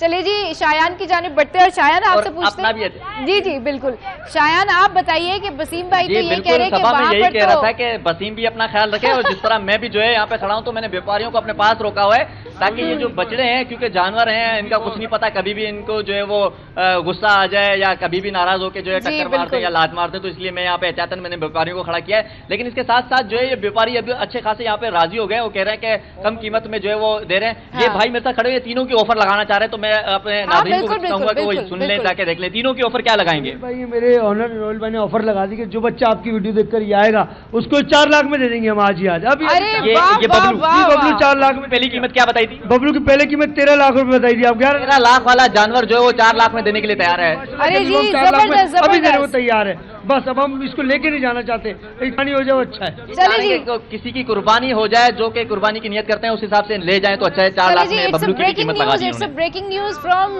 सिटी एट 10 के हमारा जो मॉर्निंग शो है उसके मॉर्निंग शो पे जो हमारे करस्पॉन्डेंट हैं जब गए रिपोर्टिंग करने के लिए तो वो वहां पर बता रहे हैं कि जो 13 लाख का जानवर है ना वो अब 4 लाख में देने के लिए लोग तैयार हैं। तो भाई शायान जबरदस्त आपने तो ईद करवा दी है शहरियों की। तो शायान जरा बताइए व्यूअर्स को कि जो लोग चाहते हैं कि उनको सस्ता जानवर मिल जाए वो फौरन पहुंचे और फौरन जाके ये 13 लाख का जानवर जो है वो 4 लाख में ले लें। शायान जी बिल्कुल सबा, सिटी 21 जो है हमेशा आवाम की आवाज़ बनी है, कराची के लोगों की आवाज़ बनी है और उन्होंने जो है हमेशा इनकी आवाज़ बनकर जो है लोगों को अवेयरनेस भी दी है और तमाम तर चीज़ों से आगाह भी किया हमेशा सालों साल। तो इसी तरह जो है ईद का सीज़न है, ईद उल अज़हा का, इसमें जानवरों के हवाले से हमने अपडेट तो देते रहे, इसके साथ साथ जो है अब कह सकते हैं कि सौदे भी करवा रहे हैं और आवाम को जो है सस्ते दामों में। तो ये व्यापारी राजी हो गए और कह रहे हैं कि आपकी तवस्सुस से जो है ये जानवर जो है 4 लाख, जबकि इसकी कीमत जो है 9 लाख रुपए लगाई गई है, जबकि तीसरा जानवर भी मौजूद है। इसके बारे में भी मैं बोलूंगा। पहले मैं कैमरामैन हारिस से कहूंगा कि दिखा दे ये जानवर, अच्छा खासा भारी भरकम जानवर है। मैं एक मिनट करीब से दिखाना चाहूंगा। ये देखें कि मेरे कद के बराबर अच्छा खासा ये जानवर आ रहा है और इसका जो है माशाल्लाह इसका कलर भी देख सकते हैं कि 3 कलरों में जो है ये खूबसूरत जानवर। नाम क्या है शायान, इसका नाम क्या रखा हुआ है इनका? नाम में क्या बताएंगे इसका नाम क्या रखा है? जुगनू नाम है। जुगनू भाई, जुगनू भी जो है देने के लिए तैयार हैं। ये बताएं जुगनू की कीमत अभी पहले क्या रखी थी और अभी कितने में देंगे? पहले मैंने इसकी 14 लाख कीमत रखी थी, फिर हमने इसको 10 किया, अब मैं इसको 5.5 लाख में देने को तैयार हूँ। अभी क्या बात है भाई, क्या बात है, माशाल्लाह। ये कह रहे हैं कि आपके तवज्जुह से जो है 5.5 लाख जी 5.5 लाख रुपए में भी देने के लिए तैयार है। तो ये 3 जानवर जो है अच्छे खासे भारी भरकम और बहुत ही खूबसूरत। मैं करीब खड़ा हूँ, शायद कैमरा से आपको फिर भी थोड़ी सी जो है इनकी खूबसूरती में कमी नजर आए, लेकिन मैं करीब खड़ा हूँ बिल्कुल। तो यहाँ पे इंतहाई खूबसूरत है, इनको हाथ लगा रहा हूँ तो बड़ा जो है वो जबरदस्त इनका जो गोश्त जगह जगह से नजर आ रहा है। ठीक है, सिटी 21 ने अपने नाजरीन के लिए जो है वो 13 लाख वाला जानवर भी 4 लाख में करवा दिया और दूसरा अभी ये जो जुगनू है इसकी क्या प्राइस कोट कर रहे हैं यहाँ पे? वो 5.5 लाख। 5.5 लाख। और अब वसीम भाई 5.5 लाख का, जो कि पहले 15 लाख का था, फिर 10 लाख का है, लेकिन ये हमारे तवज्जुह से 5.5 लाख में मेरे ख्याल से करीब आएंगे तो ये 5.5 भी खत्म हो जाएंगे, 5 लाख में देने के लिए तैयार है। 5 लाख में जी, 15 लाख वाला जानवर 5 लाख में। अच्छा जी, वसीम भाई जो हैं उनसे पूछते हैं। वसीम आप बताइए, आप किस जगह पर मौजूद हैं मलेर की मवेशी मंडी में? यहाँ पर जहाँ आप मौजूद हैं तो यहाँ पर कुछ प्राइसेस वगैरह कम है या यहाँ के व्यापारी जो हैं वो स्टैटिक हैं, वैसे ही नखरे हैं उनके? बिल्कुल, यहाँ पे व्यापारी जो हैं वैसे तो अपनी कीमतों के ऊपर डटे हुए हैं, लेकिन जब बार्गेनिंग वाली सूरत हाल होती है ऐसा लगता है कि यहाँ पे जो व्यापारी है ना वो बेचने को तो तैयार है, लेकिन पहले वो अपनी जो कीमत है वो बताते हैं, उसके बाद जब बार्गेनिंग होती है तो फिर किसी हद तक खरीदारों की जो कीमत है उस पर जो है वो राजी होकर जानवर दे देते हैं। लेकिन यहाँ पर जो सूरत हाल है वो नॉर्दर्न बाईपास वाली सूरत हाल नहीं है। यहाँ पर जो व्यापारी हैं वो खरीदारों का इंतजार भी कर रहे हैं, क्योंकि जब हम सुबह यहाँ पर आए तो हमने जो सर्वे किया, जो मुआयना किया, तो मंडी में खरीदार मौजूद ही नहीं थे। इससे आए चंद लोग जो हैं वो यहाँ पे दिखाई दिए, जो जिनको जो सौदा हुआ या फिर जिनको जो जानवर मिला। इनसे पूछिए व्यापारियों से पूछिए कि जो सिटी 21 के नाजरीन हैं उनके लिए कंसेशन नहीं करेंगे? जी बिल्कुल, यहाँ पे व्यापारी इस वक्त मौजूद। आप ये बताएं कि कितने जानवर हैं आपके पास, कितने कितने के दे रहे हैं आप? आप जानवर जी बिल्कुल, यहाँ पे इस वक्त व्यापारी मौजूद नहीं है चूंकि सुबह का वक्त है और इसके साथ साथ वो अपने दीगर मामलात में भी मसरूफ हैं और उसकी वजह यह है कि 24 आवर्स की इनकी ड्यूटी है, तो थोड़ा रिलैक्सेशन भी कर लेते हैं क्योंकि रात भर यहाँ पे ख़रीदारी का रुझान रहा है। तो अब थोड़ा सा किसी हद तक जो व्यापारी हैं वो थोड़ा सा आराम भी कर रहे हैं, लेकिन यहाँ पर वो सूरत हाल नहीं है। रश जो है वो उस तरीके से देखने में नहीं आ रहा और सन्नाटों की किसी हद तक दे रहे हैं। और इस सूरत हाल की वजह से जो गाड़ी वाले हैं, यानी कि जो जानवर को लेके जाते हैं, वो भी परेशान हैं और उनका ये कहना है कि सौदे होंगे तभी वो उनकी गाड़ी चलेगी, तो वो जानवरों को पहुँचाएगी। लेकिन मलीर की जो मवेशी मंडी है वहाँ पर सूरत हाल कुछ इसी तरीके से है कि मलीर की मवेशी मंडी में इससे पहले भी यही खबरें सामने आ रही थी कि वहाँ पर प्राइसेस जो हैं वो हाई और वहाँ के जो व्यापारी हैं वो बिल्कुल भी दाम कम नहीं कर रहे हैं, जबकि खरीदार वहाँ पर मौजूद नहीं है। Apart from that, northern bypass पर जो शायान है हमारे करस्पॉन्डेंट, उन्होंने सिटी 21 के नाजरीन के लिए जो है बाकायदा सौदा बनवाया है और 15 लाख वाला जानवर जो है वो 5 लाख में एंड इसके अलावा जो 13 लाख वाला जानवर जो है वो 4 लाख में मिल रहा है। तो आप दोनों करस्पॉन्डेंट का बेहद शुक्रिया कि आप दोनों ने हमें अपडेट किया। इसी तरीके तरीके से सूरत हाल पर नजर रखिए और लम्हा बलम्हा सिटी 23 को अपडेट करते रहिए। तो आप दोनों का बेहद शुक्रिया। आजिज भाई देखें जी सिटी 21 का कमाल के जानवरों के जो सौदे हैं भाई 15 लाख की कीमत थी और आप देखें 5 लाख पे। देखें हमारे नाजरीन को जो भी शो देख रहे हैं, हाँ, उनको चाहिए कि वो फौरी मंडी पहुंचे, फौरी मंडी पहुंचे, ठीक है, हाँ। क्योंकि जानवरों के रेट गिर गए हैं, मंडी गिर गई है। वो उसकी वजह है, कि जैसे ये बता रहे थे ना कि आज आखिरी दिन है। अच्छा, ये जानवर जब लाए हैं, हाँ।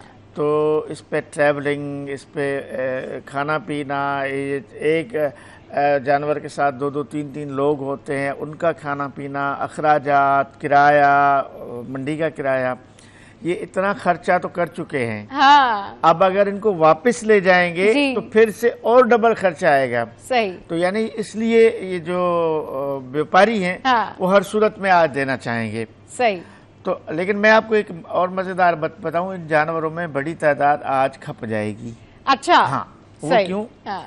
कि कराची में ये एक यानी हमने भी बकरा लेना था, कल लिया है, रात खरीदा है, हाँ। क्योंकि लोग फ्लैटों में रहते हैं, जानवर रखने की जगह नहीं होती, सही, कि कहाँ रखें, इतने ज्यादा, हाँ। चले 1 दिन 2 दिन बर्दाश्त कर लिया, लेकिन तवील अरसा, हाँ। जानवर रखना और उनको संभालना, फिर उनको घास पोस करना। मगर जो मलीर वाले जो मवेशी मंडी है ना, इसकी खबरें इससे पहले भी यही थी कि यहाँ पे प्राइसेस कुछ हैं, लेकिन मलीर मंडी में भी मैं बताऊं, हाँ। निस्बतन गुज़िश्ता दिनों के कल प्राइस कम थे। अच्छा, क्योंकि मैंने खुद बकरा खरीदा है। बात करते हैं, बिल्कुल इस पे बात करते हैं, लेकिन एक ब्रेक के बाद जब वापस आएंगे तो आजिज भाई से पूछेंगे कि ओवरऑल कौन कौन सी ऐसी और मंडियां हैं जहां पर जो है वो दाम गिर सकते हैं और जहां पर शहरी जा सकते हैं और अपनी पसंद का जानवर ले सकते हैं। स्टे विद अस।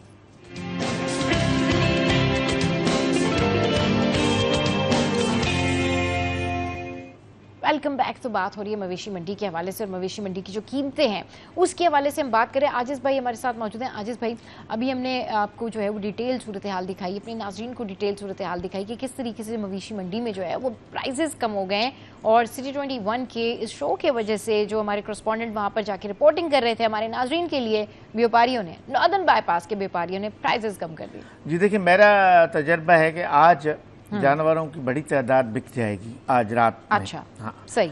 वो उसकी वजह है। अच्छा, दूसरा कि शहर में अब एक ज़माने में सिर्फ एक मंडी होती थी जो सोराबगोट पे लगती थी जी।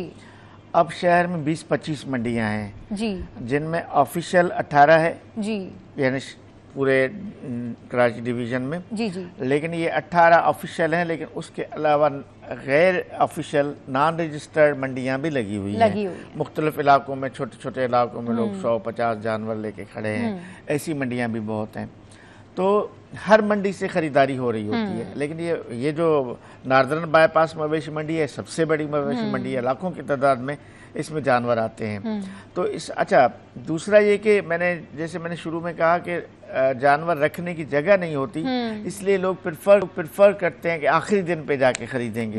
तो ऐसे होगा कि हम उम्मीद भी करते हैं कि लोग आज जाएंगे मंडियों में और जानवरों की बड़ी तादाद जो मौजूद है इस वक्त, आज खरीदारी करेंगे ताकि कल कुर्बानी हो सके उनकी। कुर्बानी के वैसे 3 दिन है, कल पहला दिन है।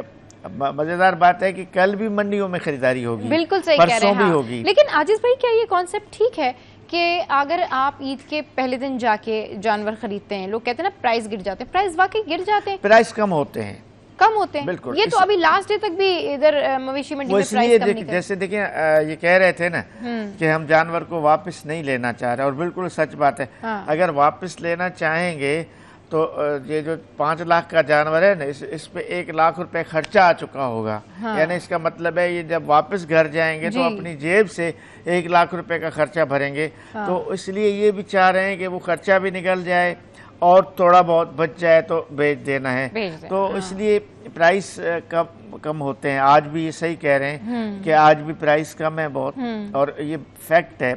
अच्छा, मैंने चूंकि खुद एक बकरा खरीदा है, हाँ। तो इस वजह से मुझे तजर्बा है। कल भाई कितने तक का बकरा लिया आपने? क्योंकि आजकल बकरे की जो कीमतें वो भी आसमानों से बातें करी है। मलीर की मवेशी मंडी का जिक्र हो रहा है, इसी मलीर की मवेशी मंडी से हमने मंगवाया है कोई 40,000 रुपए में। मतलब इतना कोई बहुत बड़ा तो नहीं है, लेकिन नॉर्मल सा बकरा है। 40,000 रुपए में आ गया है। अच्छा। मतलब 40 चले Great। 50,000 में अच्छा हाँ। बकरा आ जाता है। हाँ। तो इसका मतलब है कि 50,000, देखो आज के ज़माने में हम महंगाई की बात कर रहे जी, थे, जी, जी। 50,000 रुपये तो एक बकरा खाएगा लाजमी है उस पर। चूँकि फिर मैं वही कह रहा हूँ कि ये सारे बकरे या सारे जो बड़े जानवर ये कराची से नहीं आते, ये बाहर से आते बाहर हैं। से आते हैं, इन पे हाँ। खर्चा होता है। हाँ, हाँ। और ये जानवर देखें ना, हम गुज़िश्ता 20-25 दिन से मंडी को रिपोर्ट कर रहे हैं। इसका मतलब है कि 20-25 दिन से ये जानवर तो यहाँ पर मौजूद है ना। ये 20-25 दिन से इन जानवरों के साथ जो लोग मौजूद हैं वो भी तो इन सब पे अखराजात हो रहे होते जी, हैं जी, ना। जी, जी। जो व्यापारी है उसका खर्चा हो रहा है इस पर, तो जाहिर है कि वो खर्चा तो निकालेगा कम अज कम। तो मेरा ख्याल है कि 50,000 में रीजनेबल बकरा मिल जाता है। और जो बड़ा जानवर है हाँ। कोई 2 से 3 लाख रुपए में नॉर्मल सा मिल जाता है। लेकिन अगर अच्छा लेना चाहें तो फिर आपने देखा शेरू बबलू 5 लाख रुपए तक ये भी मिल जाते हैं। जुगनू भी हमने 5 लाख का करवा दिया है। तो हाँ। जाहिर है कि इस तरह पे 5 लाख इतना अच्छा जानवर 5 लाख तो मेरा ख्याल है जायज़ है, जायज़ है, हाँ। मिलना चाहिए। सही। तो अब लेकिन बहरहाल जल्दी जल्दी जाएं और जानवर खरीदें। हाँ, जल्दी जल्दी जाएं और जानवर खरीदें। अच्छा, जो ये मवेशी मंडियाँ कायम हुई हुई हैं और इस वक्त में जो है आज रात को तो बहुत ज़्यादा आजिज़ भाई रश होगा। और जाहिर सी बात है, आपको पता है कि जिन लोगों ने अभी जानवर नहीं लिया, और ज़्यादातर लोगों का यही होता है कि पहले दिन कुर्बानी की जाए ना, तो आप लोगों को क्या सजेस्ट करेंगे कि लोग जो है वो मुख्तलिफ़ किस्म की मंडियों में जाते हैं तो पहले ही उनको क्या पहले देख लेना चाहिए, पता कर लेना चाहिए? क्योंकि हर मंडी में रश होता है और ज़्यादातर जो ये नॉर्दर्न बाईपास है इसका सुनने में आ रहा है कि भाई यहाँ पर जो है रेट्स वो कम भी हैं। लेकिन सबसे ज़्यादा जो मवेशी मंडी है अभी तक जो आपने देखा या आप देख रहे हैं, कौन सी मवेशी मंडी है जहाँ पे ज्यादा सौदे हो रहे हैं, यानी कि लोग जौक दर जौक जा रहे हैं और जानवर वहां से देखिए ज्यादा सौदे तो नॉर्दर्न बाईपास मवेशी मंडी में ही होंगे। हाँ। चूंकि ये बहुत बड़ी मंडी है, बहुत बड़े एरिया पे है। तो और इसमें 2-2.5 लाख छोटे जानवर होते हैं, 2-2.5 लाख बड़े जानवर होते हैं, 2-2.5 लाख और ऊंट वगैरह इस तरह के जानवर भी होते हैं। तो इसमें कोई 12-13 लाख जानवर बताया जाता है कि जमा होते हैं। सही। तो जाहिर है इतनी बड़ी मंडी में जो जाने वाले ग्राहक होंगे उनकी तादाद भी ज्यादा होगी।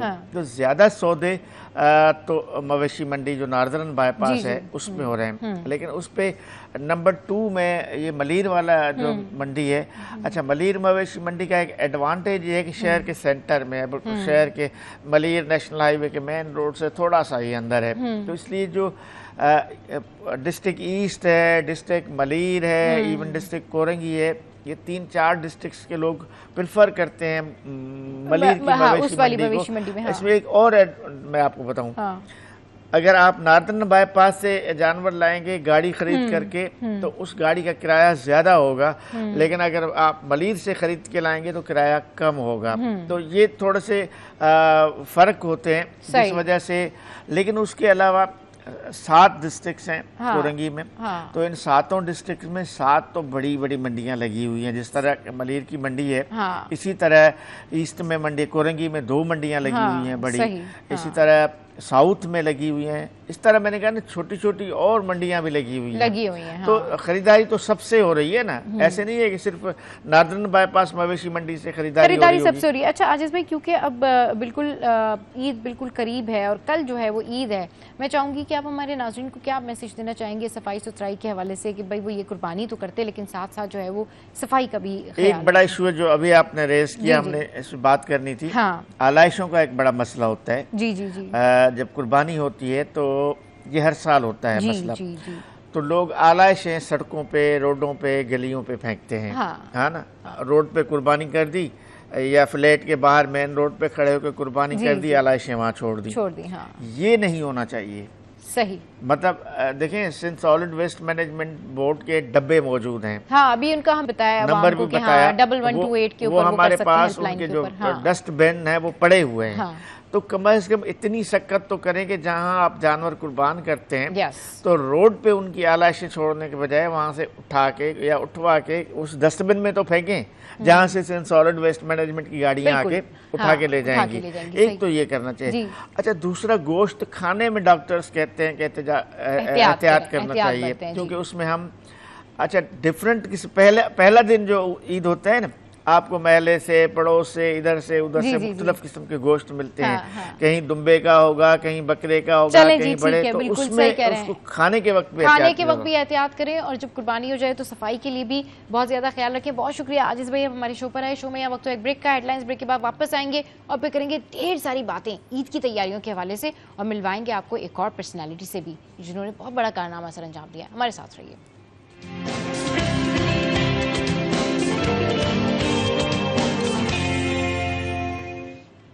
Welcome back. तो भाई पाकिस्तान में जिस तरह मैं कहती हूँ ना कि टैलेंट की कोई कमी नहीं है और हम पाकिस्तानी जो है ना बहुत टैलेंटेड कौम है और पाकिस्तान का नाम रोशन करने के लिए हम सब जो है वो हमेशा इंथुजियास्टिक रहते हैं, बहुत ज़्यादा एनर्जेटिक रहते हैं कि भाई हम कुछ भी ऐसा काम करें कि हमारे मुल्क का नाम रोशन हो। तो हमारे पास स्टूडियोज़ में इस वक्त एक बहुत टैलेंटेड जो है वो माउंटेनर मौजूद हैं, क्लाइंबर हैं, वाजिदुल्लाह। अस्सलाम वालेकुम, वेलकम टू द शो। कैसे हैं आप? ठीक ठाक हैं? सबसे पहले तो आपको बहुत बहुत सारा कांग्रेट्स कि आप जो है वो माउंट एवरेस्ट पर गए और आपने माउंट एवरेस्ट को सर किया। ज़रा अपनी जर्नी के बारे में बताइए। बहुत शुक्रिया, ये मेरे लिए एजाज़ की बात है कि एक मुल्क को रिप्रेजेंट किया वहाँ जाके। मैं 11वां पाकिस्तानी हूँ जिसने एवरेस्ट किया है इस साल। तो अल्हम्दुलिल्लाह काफ़ी अरसे से ख्वाब था कि मैं एवरेस्ट क्लाइम कर लूँ, लेकिन अल्लाह ने इस साल मौका दिया। स्पॉन्सरशिप मुझे मिली एटलस हुंडा की तरफ से, तो अल्हम्दुलिल्लाह इस दफ़ा हम गए। वाजिद भाई अपना थोड़ा सा एक्सपीरियंस शेयर कीजिए और उन लोगों को बताइए जो कि क्लाइंबिंग करना चाहते हैं, जो कि वाकई में ये एडवेंचर करना चाहते हैं, कितना रिस्की है, कितना ज़्यादा जो है इसके अंदर प्रोटेक्शन मिल जाती है। जिस तरह से अभी मैं आपसे बात करी थी ब्रेक में कि मैं वाजिद भाई को ये पूछ रही थी कि वाजिद भाई जो ये क्लाइंबिंग करते हैं, माउंटेनर्स होते हैं, क्या इनका रेगुलर राब्ता बेस कैंप से होता है? तो उन्होंने कहा जी बिल्कुल होता है और जब क्लाइंब कर रहे होते हैं तब भी जो है इनके पास इस तरह से कॉन्टैक्ट सिस्टम होता है कि राब्ता कर सकते हैं। तो ये मेरे ख्याल में काफ़ी आसान है उन लोगों के लिए कंपैरेटिवली जिनका राब्ता नहीं होता। तो वाजिद भाई ज़रा थोड़ा सा बताएं कि ये क्या है। जी ज़रूर, मतलब पाकिस्तान के अंदर क्लाइंबिंग करना मुश्किल भी है। क्योंकि हमारे पास ऐसे आज तक कोई इस तरीके से कोई ट्रेनिंग स्कूल या इस तरह का कोई चीज़ नहीं है। सही। तो अलबत्ता आजकल में लोग नॉर्थ की तरफ बहुत सारे लोग आते हैं, बाहर से भी लोग आते हैं। यहाँ के लोगों ने भी स्टार्ट किया कि प्राइवेटली मतलब सिखाते हैं। तो क्लाइंबिंग सीख के करने वाली चीज़ है। यहाँ पे अगर आप इसको सीख के प्रोफेशनल तरीके से आप करते हैं तो ये 98% सेफ खेल है। इसमें रिस्क फैक्टर बहुत ज़्यादा कम है अगर आप सीख कर करते हैं। सही। तो और दूसरी बात ये है कि अगर आप अपने पावर से, जज्बे से आप करते हैं तो ये बहुत ज़्यादा रिस्की है। यहाँ पर गलती की गुंजाइश नहीं होती है। ये आपने बहुत लॉजिकल बात की है कि जो क्लाइंबिंग है या एडवेंचर, ये वाहिद वो चीज़ है जो कि आप सीख कर ही कर सकते हैं। अगर आप ये सोचते हैं कि आप इंथुजियास्टिक हैं या आप कोई जो है वो चोटी सर कर लेंगे तो ये ऐसे नहीं होता। इसके लिए आपको पूरा सीखना पड़ता है, पूरा जो है वो जानना पड़ता है कि किस तरह से क्लाइंबिंग करनी है। कितने दिन लग जाते हैं अगर कोई सोचे कि भाई मैंने जाना है, मैंने क्लाइंब करना है और मैंने इस तरह से जो है वो कोई भी एडवेंचर करना है, तो क्या फर्स्ट स्टेप क्या होना चाहिए? कहाँ से सीखना चाहिए उसको, कहाँ से लर्निंग्स लेनी चाहिए? इसके लेवल्स होते हैं। लेवल 1 इसको करना होता है पहले। अच्छा, लेवल 1। पहले उसमें तो उसके बाद फिर 3 महीने लगते हैं वो प्रैक्टिस करते रहे। जी। फिर 3 महीने के बाद फिर अब लेवल 2 के लिए आ जाए। अच्छा। लेवल 2 करने के बाद क्लाइंबिंग के बारे में आपको पता चल जाता है कि मैंने किस तरह क्लाइंबिंग करना है। सही। और किस तरह अपनी चीज़ें जैसे किट के बारे में, जूते के बारे में, हर चीज़ के बारे में आपको पता चल जाता है। तो जो क्लाइंबर होता है उसको क्या चैलेंजेस होते हैं जब आप क्लाइंब कर रहे होते हैं? जब ये सारा आप बाय कह देते हैं बेस कैंप से भी, घर वालों को भी ठीक है हम जा रहे हैं एडवेंचर पे, तो ड्यूरिंग क्लाइंबिंग क्या एडवेंचर्स और चैलेंजेस होते हैं? बिल्कुल, मुश्किलात तो बहुत सारी होती है। जैसा अगर आपकी स्पॉन्सरशिप अगर कम हो, नहीं हो, तो सबसे बड़ा मुश्किल तो ये है कि ये चीज़ें, क्लाइंबिंग बहुत महंगा शौक है जी, बहुत महंगा शौक है। अगर चीज़ें कम होती तो प्रॉब्लम यहाँ से ही क्रिएट शुरू हो जाता है कि आप उस देर जाते हैं, आपके पास अच्छा कपड़ा नहीं है पहनने को, तो अच्छा सूट आपके पास नहीं है तो फिर आपके लिए मसला है, अच्छा जूता आपके पास नहीं है तो फिर आपके लिए मसला है। तो ये चीज़ें अपने आप पूरे करें। उसके अलावा मतलब क्लाइंबिंग के दौरान मौसम बहुत वो करता है, तंग करता है, उसको देखना पड़ता है। मतलब मौसम को वो भी एक खेल का हिस्सा ही है। अच्छा, अगर मौसम सर्द है और आप क्लाइंबिंग कर रहे हैं और बहुत तेज हवा है, विंड है, या आपको फील हो रहा है कि नहीं इट्स टू डेंजरस, तो उस टाइम वापस आते हैं, वापस आ जाते हैं। अच्छा, बहुत सारे ऐसे क्लाइंबर्स होते हैं। जैसा इस दफ़ा मैंने किया एवरेस्ट पे 2 अटेम्प्ट्स मैंने किए। अच्छा, एवरेस्ट का है 8,848 मीटर इसकी हाई है, तो मैं 8,300 मीटर तक गया हूँ। फिर जाके मैं हवा बहुत ज़्यादा चली, तो मुझे ऐसा लगा कि मेरे हाथ फिर पैर जम रहे हैं। तो वहाँ से मैंने सब कुछ छोड़ के वापस केम2 आया। केम2 आकर 2 दिन केम2 के अंदर रहे, फिर अपने जो एनर्जी थी वो दोबारा बहाल किया। 2 दिन के बाद दोबारा जाके वही 400 मीटर जो बच गया था वो दोबारा से हमने अटेम्प्ट किया। इस तरह बहुत सारे लोग इस तरह करते हैं। सही। तो जब अपनी जान को ख़तरा होता है या आपके साथ जो लोग हैं उनके लिए कोई मसला हो जाता है, तो फिर वो उस एडवेंचर को स्किप करते हैं, फिर पीछे आ जाए। हालांकि एवरेस्ट बहुत महंगा है, तकरीबन 37 लाख रुपए तो इसका सिर्फ रियलिटी फीस है। ओह गॉड, अच्छा 37 लाख, हाँ पाकिस्तानी 37 लाख रुपए, तकरीबन $13,500 इसका रियलिटी फीस है। सही। और दीगर अखराजात अपने किट शीट, खाने पीने की, ये सारी चीज़ें मिला तकरीबन कोई टोटल जो कास्ट एवरेस्ट की बनती है कोई $40-45 हज़ार बनती है पाकिस्तान से पाकिस्तान आने का। तो इतनी बड़ी मुहिम में भी फिर आपकी जान के लिए जब आ जाती है तो उसको फिर छोड़ना पड़ता है। फिर आपको फिर बेक पे आना पड़ता है। फिर बेक पे आकर दोबारा जब अटेम्प्ट करते हैं उस वक्त भी $10-12 हज़ार आपके फिर भी लगने हैं। राइट। तो इस तरीके से इस तरह से होता है। अच्छा, ये बताएं कि आपने कौन कौन सी जो है वो चोटी सर की है और क्या क्या आपने एडवेंचर किया है और कब से कर रहे हैं ये माउंटेनिंग? तकरीबन 2014 से मैंने स्टार्ट की हुई है। अच्छा। मतलब सक्सेस मिलना मुझे स्टार्ट हुआ 2014 से। सही। तो 2014 में मैंने एक 7,000 मीटर की पीक है, गोल्डन पीक कहते हैं, नगर के अंदर वाक़ है, वो किया। उसके बाद फिर 2019 में मैंने ब्रॉड पीक की है। अच्छा, ब्रॉड पीक की। 2021 में रकापोशी। सही। 2022 में K2। 2023 में नंगा पर्वत। सही। 2024 में जीवन G2 अटेम्प्ट करने की कोशिश की, लेकिन मौसम की और थोड़ा सेहत ख़राब होने की वजह से वो अटेम्प्ट नहीं हो सका वो अटेम्प्ट। तो फिर 2025 में अल्हम्दुलिल्लाह ये एवरेस्ट माउंट एवरेस्ट। सबसे ज़्यादा चैलेंजिंग कौन सी वाली आपका एडवेंचर था? सबसे ज़्यादा आपको कौन सा लगा कि ये टफ टाइम दिया है? मतलब ये मैंने कर तो लिया एडवेंचर कंपाइल, लेकिन ये जो है वो बड़ा टफ रहा। हर पहाड़ का अपनी एक वो है, लेकिन मेरी ज़िंदगी के अंदर एक पीक ऐसी है जो सारी ज़िंदगी में उसको नहीं भूल सकता। रकापोशी 8,000 नहीं है, 7,788 मीटर है। अच्छा। तो इस जिसके ऊपर मैं स्टक हुआ 4 दिन रकापोशी पे स्टक? हाँ, स्टक हुआ। 5वें दिन मौसम साफ हो गया तो थोड़ा नीचे आया, तो फिर वहाँ से हेलीज ने हमें पिक किया। मेरा फ्रॉस्ट बाइट भी हुआ। अच्छा। तो मेरे लिए इसने तो आपने वो 4 दिन रकापोशी पे कैसे सरवाइव किया होगा? क्योंकि बेस कैंप से तो कोई ऑब्वियसली आपको वहाँ नहीं आ पा रहा होगा। बेस कैंप पे तो कोई भी नहीं है ना वहाँ पे। बिल्कुल वो सोलो क्लाइंबिंग हमारी थी। अच्छा, मेरे साथ दो चेक रिपब्लिक के क्लाइंबिंग पार्टनर्स थे। तो मौसम ख़राब होने की वजह से हम 4 दिन एक ही जगह में हम स्टक हो गए, लेकिन अल्हम्दुलिल्लाह हमारे पास चीज़ें थी, टेंट था, खाने पीने की चीज़ें थी। सही। जिस वजह से हमने सरवाइव किया। तो आप कितने आप थे और आपके साथ कोई और भी? मेरे साथ 2 चेक के लोग थे, अंग्रेज थे। सही। तो फिर चौथे दिन वहाँ से हम नीचे हमने डिसेंट किया। तो वो नीचे से फिर हेलीज ने हमें वहाँ से पिक किया। तो वो तो जाहिर सी बात है, जब आपने 4 दिन वहाँ स्टे किया होगा तो फर्स्ट बाइट तो शुरू हो गया होगा। वो मेरा एक अंगूठा कट गया उस दौरान। अच्छा। हाथ मेरे बच गए। हाँ। और पैर का एक अंगूठा चला गया। ओह गॉड, जाहिर है वो वहाँ पर इतनी ठंड और वो उस वजह से उसमें हमने इग्लू बना के बाकायदा उस इग्लू के अंदर बैठे रहे। लेकिन विंड बहुत ज़्यादा थी जो इसकी वजह से हम नीचे डिसेंड नहीं कर सकते। ये मेरी ज़िंदगी के अंदर एक हादसा है, उसने मुझे तो उस वक्त क्या वाजिद भाई उस वक्त क्या सोच रहे थे कि बस पता नहीं किस तरीके से वापस जाएंगे, एक दिन गुजर गया, 2 दिन गुजर गया? नहीं, हमेशा से मतलब आप स्ट्रक होते हैं या इस तरह का हादसा होता है तो आपके पास वही जो स्किल जो आपका है वो बहुत काम आता है। हाउ टू सर्वाइव, मतलब सर्वाइव करना एक तो टैक्टिक ये भी होती है ना कि ठीक है आपको लर्निंग्स तो आती हैं कि आपने माउंटेनिंग करनी है, लेकिन आपको सर्वाइवल बिल्कुल भी तो पता होना चाहिए जो कि हमने सीखा था, जो अपने उस्तादों से सीखा था वो वहाँ पे काम आया। सबसे पहले हमने फूड अपना डिस्ट्रीब्यूट किया। अच्छा।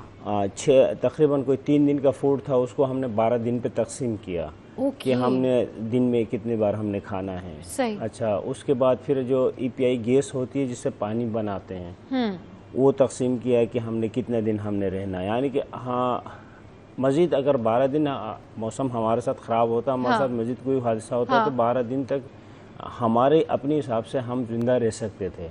ओके, ठीक है। इतनी चीज़ें आप करके गए हुए थे। उस हिसाब से हमने अपनी तैयारी की हुआ था। चीज़ें कम थी लेकिन अपना टाइम हमने ड्यूरेशन इतना दिया था कि हम 12 दिन तक हम अपने आप को सर्वाइव कर सकते थे, सर्वजिंदा रह सकते हैं।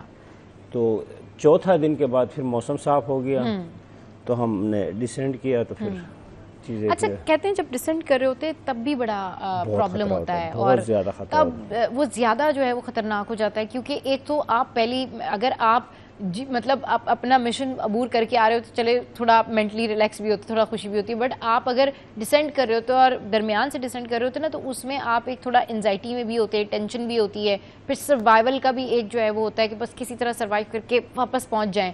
क्यों मुश्किल हो जाता है डिसेंड करना? क्योंकि बहुत सारे लोग जो है वो जब डिसेंड कर रहे तो हादसे भी होते हैं और जख्मी भी होते हैं और उनकी तबीयत भी खराब हो जाती है। 98% दुनिया के अंदर जितने भी हादसे हुए डिसेंट के दौरान हुए। डिसेंट के दौरान हुए, यस, वापसी में हाँ। वापसी में 2-3 चीजें हैं इसमें।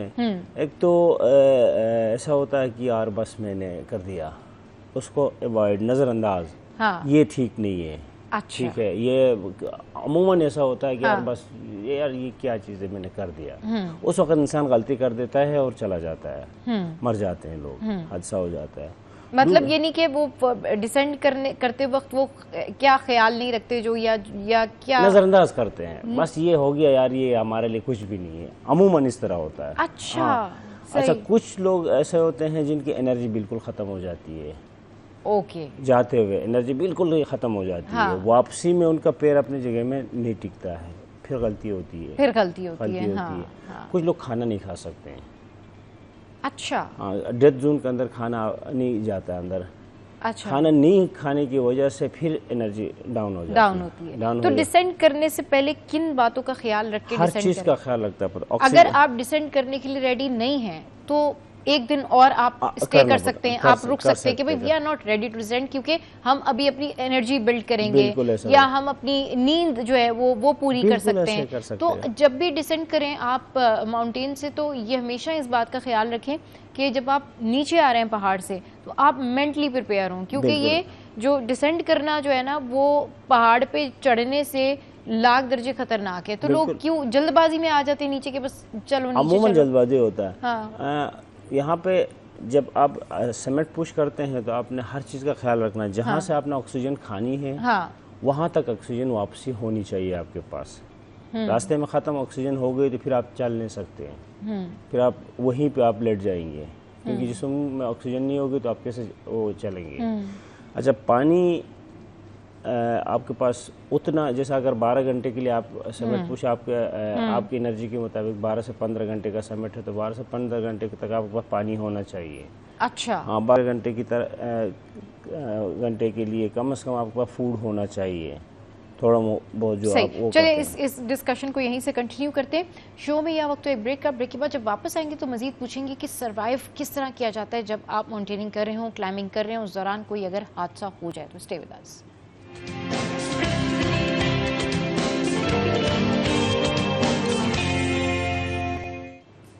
Welcome back. तो भाई वाजिद भाई हमारे साथ हैं और माउंटेनिंग से रिलेटेड हम इनसे बहुत सारी बातें पूछ रहे हैं सर्वाइवल के बारे में पूछ रहे हैं कि किस तरह से अगर आप माउंटेनिंग के दौरान वहाँ पर स्टक हो जाएं तो कैसे जो है वो सर्वाइवल मुमकिन हो। लेकिन उससे पहले वाजिद भाई की कुछ फुटेजेस हैं, कुछ कामयाबी की जो हैं वो तस्वीर हैं। वाजिद भाई मैं चाहूँगी कि आप खुद बताएं कि ये किस जगह की है और कहाँ कहाँ पर जब आप गए थे तो ये तस्वीर है, ये कौन सी जगह है? ये कैंप 2 है। कैंप 2 है ये? अच्छा, और ये आप किस जगह पर हैं? ये कैंप 3 के करीब है। कैंप 3 पर हैं ये आप? अच्छा, ये किस टाइम की है जब वो आपको ये पाकिस्तानी एम्बेसडर है जिसने एम्बेसी में बुलाया था, जिसने शील्ड दिया था। ये कुंभवाइस फॉल है जिसका दुनिया में सब जानते हैं इसके बारे में। तो ये बहुत इंतहाई खतरनाक रास्ता है, इसको हम क्रॉस करके कैंप 1 जाते हैं, बेस कैंप से कैंप 1। अच्छा, यहाँ से जाते हैं, ये बहुत डेंजरस रास्ता है। बहुत डेंजरस। अच्छा, ये इसी तरह क्रैक से बने हुए हैं? इसी तरह है, इसी तरह है। अच्छा, ये अच्छा। हर 4-5 घंटे में चेंज हो जाता है। ये चेंज हो जाता है ये क्रैक्स? अच्छा, ऊपर जाते हुए का और रास्ता होता है, नीचे आते हुए का और रास्ता होता है, अलग से रास्ता होता है। तो ये क्यों, इसके इतने चेंजेस की? ये चलता है, मूविंग ग्लेशियर है। अच्छा, मूविंग ग्लेशियर है। ओके। तो ये इस तरह से ये कौन सा मोमेंट है? ये समिट है, ये लास्ट बिल्कुल टॉप है इसका, एवरेस्ट का टॉप है।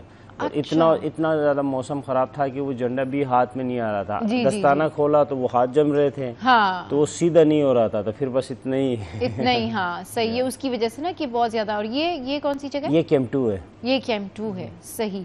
तो ये जो है हमने आपको दिखाई कि ये वाजिद भाई की वो तस्वीर हैं, वो वीडियोस हैं। ये क्या कर रहे हैं वाजिद भाई आप इसमें? ये इसके अंदर अपने स्पॉन्सर्स के हवाले से मैं बात कर रहा हूँ कि अच्छा। इन्होंने मुझे सपोर्ट किया और बहुत शुक्रिया। लेकिन वो आवाज़ रिकॉर्ड नहीं हुई, वो इतनी विंड थी कि आवाज़ रिकॉर्ड नहीं हुई। विंड की वजह से आवाज़ जो है वो रिकॉर्ड नहीं हो रही थी। सही।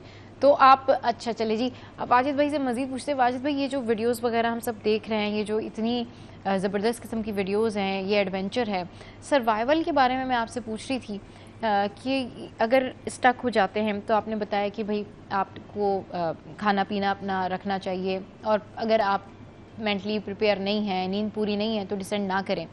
क्या और मज़ीद चैलेंजेस हो सकते हैं वहाँ पर मुमकिन तौर पर जो जाते हैं क्लाइंबर्स, जो अब नए क्लाइंबर्स जा रहे हैं?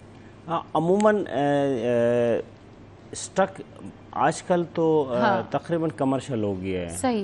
तकरीबन नहीं, जस्ट वो जो वेदर या बाकी 7000 के अंदर ये जो मैं जिस पीक की मैं जिक्र कर रहा हूँ, ये सोलो क्लाइंबिंग थी, बिल्कुल विदाउट रोप, विदाउट इसके ना। सही।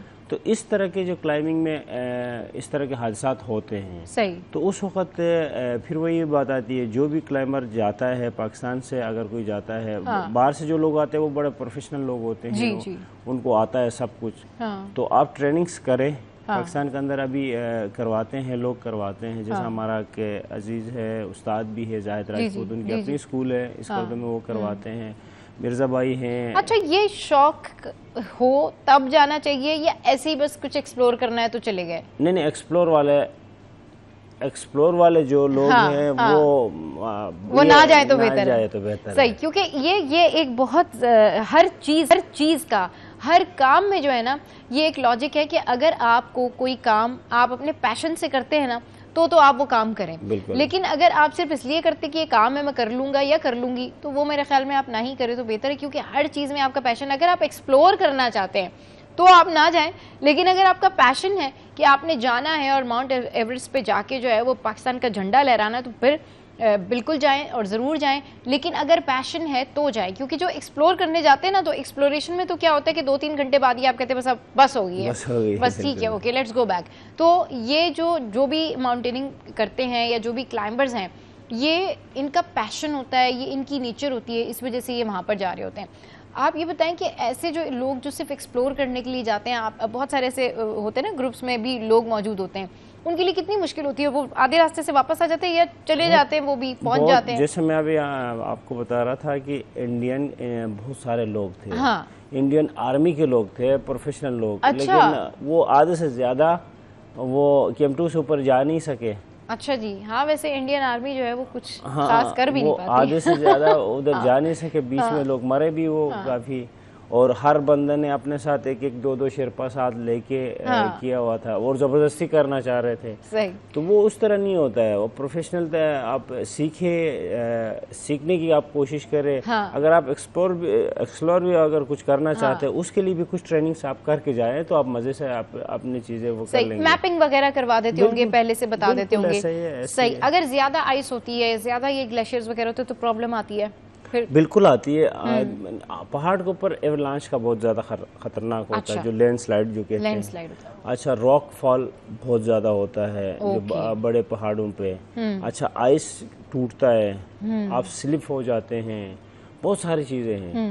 तो बड़े पहाड़ों के ऊपर जाने से पहले सबसे पहले आपकी ट्रेनिंग, उसके बाद आपके जिस्म के ऊपर जो आपने पहनना है किट, वो बहुत ज़्यादा लाजमी होता है। सही। आपके अच्छे जूते होने चाहिए, अच्छी ग्रपोन होना चाहिए, अच्छा किट आपके पास होना चाहिए। ये भी आपकी ज़िंदगी को बचा देता है, बचा लेता है। सही।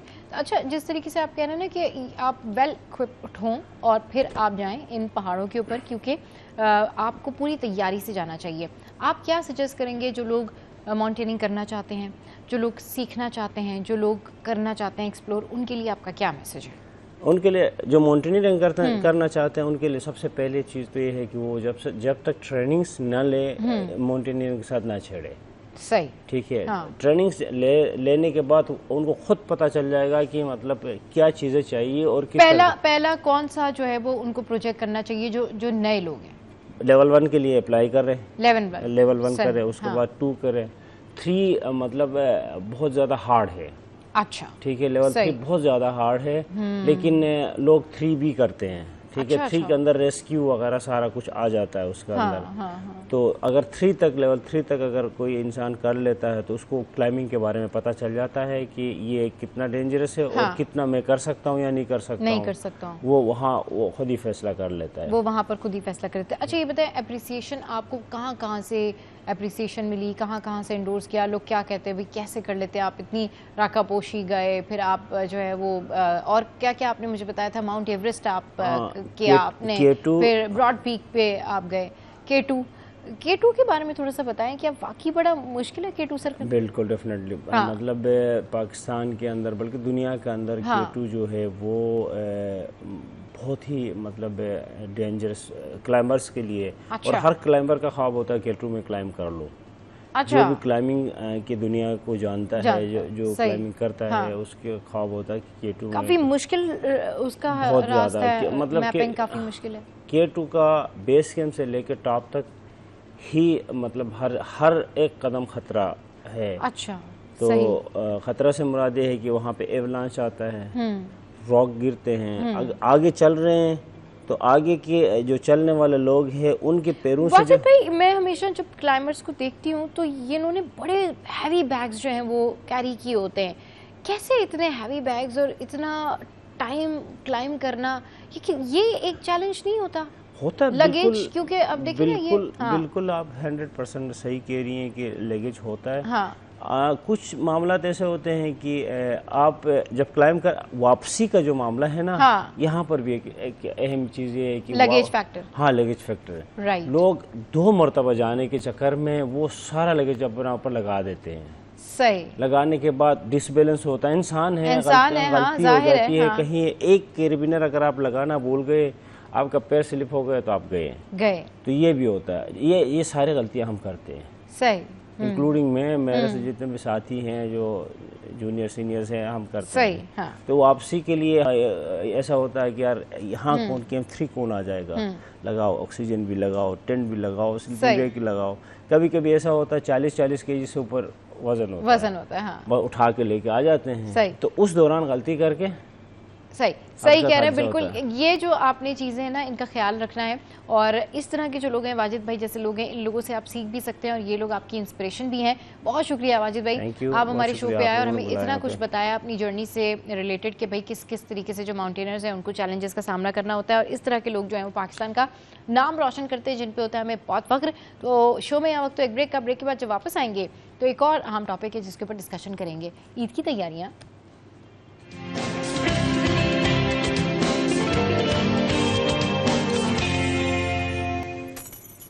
Welcome back. और अब हम कुछ बात करेंगे ईद की तैयारियों की। देख लिया होगा आपने कि मैंने चूड़ियां पहन ली, क्योंकि भाई अब हम बात करने जा रहे हैं कि आज चांद रात है और काम है ढेर सारे, और बहुत सारी चीज़ों में जब ख़वातीन अपनी तैयारी भी करती हैं, किचन की भी तैयारी करती हैं, तो उसमें बहुत सारी चीज़ें रह भी जाती हैं और कुछ कुछ ऐसी चीज़ें होती हैं जो आपको बताना और एजुकेट करना भी बड़ी ज़रूरी होता है। तो इस पर बात करने के लिए हमारे साथ जो है वो शेफ़ महविश हैं। महविश अख्तर, अस्सलाम वालेकुम, वेलकम टू द शो। कैसी हैं आप? ठीक ठाक हैं? वालेकुम अस्सलाम। एडवांस में आज, वैसे तो शाम को है चांद रात, आपको चांद रात मुबारक और हमारे नाजरीन को भी चांद रात मुबारक। भाई जरा हमारे नाजरीन को ये बताएं, क्या तैयारियां होती हैं चांद रात पे ईद के दिनों में? कल के लिए स्पेशली क्या क्या चीजें करनी होती हैं खवातीन को? वैसे तो अभी मैंने बताना है कि क्या कुछ मेरा रह गया है, लेकिन आप बताएं, हो गई कंप्लीट तैयारियां? जी अल्हम्दुलिल्लाह। अच्छा, बस ज़रूरी जो होता है वो ये है कि जो कल के लिए कुकिंग करनी है ना, उसको यार ये तो है, सही कह रही अब उसमें ये ज़रूरी नहीं कि हमने कलेजी ही बनानी है। अगर कोई राइस के लिए बिरयानी है, कुछ है, चिकन का बना लें तो वो फिर मैरिनेट करके पहले से रख लें। उसके अलावा ये है कि प्याज है, अनियन है, उसको फ्राई करके रखना, मतलब उसी वक्त कटिंग करना या स्पाइसेस को मिक्स करना या बहुत ज़्यादा कुकिंग करना ज़रूरी नहीं है। तो ये सारे काम से बचने के लिए, क्योंकि एक्स्ट्राऑर्डिनरी कुर्बानी हो रही होती है, ठीक है, और उसमें भी सारा उसको मैनेज करना और डिस्ट्रीब्यूट करना होता है सारा कुछ। तो उसके लिए टाइम अगर बचाना चाहते हैं तो फ्रिज को बिल्कुल क्लियर रखें। हाँ, ठीक है, इसका मतलब ये नहीं कि गोश्त भरना है। गोश्त भरना है, बिल्कुल। महविश गोश्त भरने की बातें नहीं कर रही है, महविश गोश्त रखने की बात कर रही है। हाँ, डिफरेंस है दोनों बातों में। बिल्कुल। तो इसका मतलब ये है कि उसको मैनेज कैसे करना है कि दिमाग ना बिल्कुल परेशान ना हो। हाँ। तो वो इसी सूरत होगा कि जब अगर चीजें मैनेज हुई, जैसे कच्चा पपीता पीस कर रखना है, ये सबको पता है, अमूमी तौर पे लोग करती हैं खवातीन। उसके अलावा जो अब नया तरीका जो मैंने देखा है कि जरूरी होना चाहिए, वो है कि टमाटो के पेस्ट लाजमी बना होना चाहिए। जो भी कुकिंग करनी है ईद वाले दिन, वो मैरिनेट और कुकिंग को मतलब पहले से प्रेप कर लें। अच्छा, सही। अगर गोश्त में मैरिनेशन करनी है उसी गोश्त के साथ जो कि घर में हो रही है कुर्बानी, तो फिर ये करें कि स्पाइस को अलग कर लें और सारा जो है दही के साथ करके रख लें, बाद में गोश्त उसमें मिलाएं और मिलाने के बाद जैसे कुक कर लें। ये सारा जो काम है ना, ये हमें नहीं पता होता। हम लोग उसी वक्त प्याज छील रहे होते हैं, है ना, उसी स्पाइस ढूंढ रहे होते हैं, सारा फैलावा करते हैं। अच्छा, मैं भी ये बताएं, अब क्योंकि अब जब ज़ाहिर हम चांद रात की तरफ बढ़ेंगे तो ख़वातीन को ना और भी बड़ी सारी तैयारियां करनी होती हैं, अपने लिए भी चीज़ें करनी होती है कि जी ड्रेस है कल का, फिर मेहंदी लगानी है, और फिर अपनी जो ब्यूटी की से रिलेटेड चीज़ें होती है, फेशियल है, हेयर ग्रूमिंग है, मैनी पेडिक्योर है, ये सारी चीज़ें करनी होती हैं। आप कैसे मैनेज करती हैं? या आपने पहले 1-2 दिन पहले आपने कहा नहीं मैं डन, हेयर डू भी करवा लिया, मैंने सब कुछ करवा लिया, कटिंग भी करवा ली, ये हो गया, या फिर चांद रात वाले दिन आज ही जाना है आपने? नहीं, अब तो ये कि जब एक अलग अलग होता है ना टाइम, जैसे मेरे बच्चे हैं तो वो उस चीज को ज्यादा प्रेफर करते हैं कि ईद वाले दिन ही बनाना है, बालों की कटिंग करवानी है, जो भी करवानी है। लेकिन जैसे हम खवातीन जो होम मेकर्स होती हैं या शेफ्स होती हैं या इस तरह की जो भी खवातीन है जो जॉब कर रही हैं, वर्किंग वुमेन्स हैं, जो भी है, लेकिन उनका काम ये होता है कि वो पहले से चीज़ों को मैनेज करें, तो फिर दिमाग भी ना रिलैक्स रहेगा। सही है ना। तो पहले से 2 दिन पहले कर लें, वो ज़्यादा बेहतर है। सही। अगर मेहंदी भी 1 दिन पहले लगवा लें तो कोई हर्ज नहीं है। सही। लेकिन मज़े की बात ये होती है कि हम इतनी सारी बातें कर लें, कुछ भी कर लें कि जी चांद रात पे मेहंदी पहले से लगवा लें, पहले से जाके हेयर कट करवा लें, पहले से जाके जो है वो सारी चीज़ें रेडी कर लें, लेकिन नहीं चांद रात को चीज़ें प्रोलॉन्ग होके चलती भी आती हैं और रात को 12 बजे तक कोई ना कोई स्ट्रेस रहता ही है कि ये नहीं पूरा हुआ और ये काम पूरा नहीं हुआ, क्योंकि जो बड़ी ईद की बड़ी तैयारियां होती है ना, इसमें सबसे बड़ा फैक्टर है कुकिंग। और उससे भी बड़ा स्ट्रेस ये होता है कि सुबह सुबह जैसे ही कलेजी आनी है या सुबह सुबह जो आपने बड़ी ईद का जो बड़ा नाश्ता बनाना है ना, वो सबसे बड़ा चैलेंज होता है, क्योंकि वो आपका स्मूथ हो जाए ना तो उसके बाद थ्रू आउट द डे जो है वो आपको लगता है चीज़ें स्मूथ हो गई हैं, बस अब चलती जाएंगी, क्योंकि सबसे पहले लोगों को जो है ना वो कलेजी खानी होती है और फिर उसके साथ जो है वो दीगर चीज़ें भी लेनी होती है। अच्छा, सुबह भी हम बता रहे थे अपने नाज़रीन को कि आप एक परफेक्ट नाश्ता जो बड़ी ईद का है वो कैसे बना सकते हैं, तो आप हमें ज़रा बताएं कि एक परफेक्ट नाश्ता कल के लिए क्या हो सकता है? वैसे तो ये कि नॉर्मली कलेजी तो लोग खाते ही हैं, लेकिन कुर्बानी के बाद ही नाश्ता करते हैं। हाँ, बिल्कुल सही कह रही हैं। हाँ। तो वैसे शीरकुरमा जो होता है वो लाजमी है। अब अगर घरों में हम देखा जाए तो कुछ ब्रंच के स्टाइल में अगर चीजें लेकर आया जाए तो आप पास्ता का एक रेसिपी रख दें, कोई भी रख सकते हैं। Good idea, very good idea. उसके अलावा दाल की पूरी, मतलब दाल में ही जो आप मिला के बनाते हैं ना, कचौरी जिसे कहते हैं, कचौरी, वो सही है, क्योंकि गोश्त को देखकर भी जो है वो थोड़ा सा एकदम से अच्छा, ये भी तो कहते हैं ना कि बहुत सारे लोग क्या होते हैं कि फौरी जो कुर्बानी का गोश्त आता है, जैसे जब फौरन ना, तो उनका ये कोशिश होती है कि वो फौरन से जो फ्रेश मीट है उसको पकाना शुरू कर दें। ऐसा नहीं करना चाहिए, क्योंकि उसकी जो मस्कुलर कॉन्ट्रैक्शन होती है वो हो रही होती है, उसके अंदर जो ब्लड होता है वो होता है, और मेडिकली इसको कहते हैं कि आप 12 घंटे बाद जो फ्रेश मीट है वो इस्तेमाल करें। लेकिन चलें 12 घंटे तक तो कहाँ हमारी आवाम वेट कर सकती है, या हम सब इंक्लूडिंग मी, कौन वेट करेगा। लेकिन 6 घंटे एटलीस्ट उसको जो है वो आप छोड़ दें और 6 घंटे बाद पकाएं, क्योंकि ये एक तरह ये कहलाते हैं रिगर मोर्टिस। तो इसमें जो है वो मस्कुलर कॉन्ट्रैक्शन हो रही होती है और ब्लड भी अंदर होता है। तो वो बेहतर ये होता है कि मीनवाइल आपने अगर कलेजी बना ली है तो उसके साथ फिर आप नाश्ते में कुछ ऐसी चीज़ें बना लें कि 5-6 घंटे निकल जाए, उसके बाद फिर आप शाम को उसको में खाना बनाना। हाँ, तो वो इस तरीके से। तो चले, कलेजी हो गई। बहुत सारे लोग कलेजी की बिरयानी भी बनाते हैं। कलेजी में और क्या क्या चीज़ें हैं जो कि मुख्तलिफ करके बनाई जा सकती है? बारबेक्यू किया जा सकता है। अच्छा, कलेजी का बारबेक्यू, जी सही, बारबेक्यू कर सकते हैं। इसके अलावा ड्राई बना सकते हैं। उसके अलावा जो कटाकट होता है कलेजी के साथ कर सकते हैं। हाँ, उसके अलावा जो मसाला कलेजी तो हर के घरों में बनती है, ड्राई कलेजी हर के घर, दही कलेजी हर के घर में बनती है नॉर्मली जो होती है। और सबसे ज्यादा जो हम लोग खाते हैं वो फ्राई करके खाते हैं। फ्राई करके खाते हैं, हाँ बिल्कुल सही कह रही हैं। अच्छा, ये बताएं कि जो किचन की जो तैयारियाँ होती हैं ख़वातीन की इस बड़ी ईद पे, वो क्या क्या होती है? क्या क्या चीज़ें उनको अपडेट कर लेनी चाहिए पहले से कि जब गोश्त आए तो उसके बाद एट टाइम्स परेशानी नहीं हो कि ये चीज़ नहीं है, ये चीज़ नहीं है, ये चीज़ नहीं है। वही बात, नाइफ्स हैं और जो है वो बहुत सारी ऐसे प्लेट्स होती हैं, या फिर बहुत सारे ऐसे बॉक्सेस होते हैं जो कि बनाने होते हैं। What do you prefer? Saba, जैसे आपने अभी थोड़े पहले कहा था ना कि अपने आप को प्रेप रखें, यानी कि खुद को तैयार हो। हाँ। तो ये अगर आप रहना चाहते हैं, झाड़ मुँह पहाड़ नहीं रहना चाहते तो उसके लिए जो है ना एक दिन पहले से सोच लें कि आपने डिनर सेट या लंच सेट जो है वो कौन सा रखना है ना। जो भी कुकिंग करनी है, चाहे वो सादी करनी है या फिर कोई बहुत लग्जरी करनी है, हाँ। तो उस लिहाज से जो है वो प्रेप लाजमी रखें। हाँ, बिल्कुल सही कह रहे हैं। ऐसे ही है। तो जो भी आपने जो सवाल क्या किया था, मैंने आपसे पूछा था कि ख़वातीन को ईद के लिए किचन में क्या क्या चीज़ें अपग्रेड करनी चाहिए, लानी चाहिए या पुरानी वाली निकालनी चाहिए, किस तरीके से मिक्स मैच करके बड़ी ईद की तैयारियां करनी चाहिए। ये हमारे डिपेंड करता है हमारे बजट पे भी, किस तरह से हम इसको मैनेज करते हैं। और ज़्यादातर जो तैयारियां ख़वातीन जो करती हैं ना वो बकरीद पे करती हैं। बकरीद पे करती हैं, हाँ, कि भाई वो क्या होता है, बड़ी बड़ी छन्नियाँ लेकर आ रही होती हैं कि जी इसमें बहुत ज़्यादा बिरयानी बनी है तो गोश्त अलग निकालना है, तो फिर उसकी तैयारियाँ हो रही होती है कि अच्छा ठीक है, ये आपने बड़ा जो है वो एक वो क्या कहलाता है, वो ना टब जो होता है, टब नहीं, एक वो प्लेट सी कहलाती है, इसके ऊपर वो रखते हैं कि इसके ऊपर जो है वो आपने गोश्त जो है उसको कट करना है।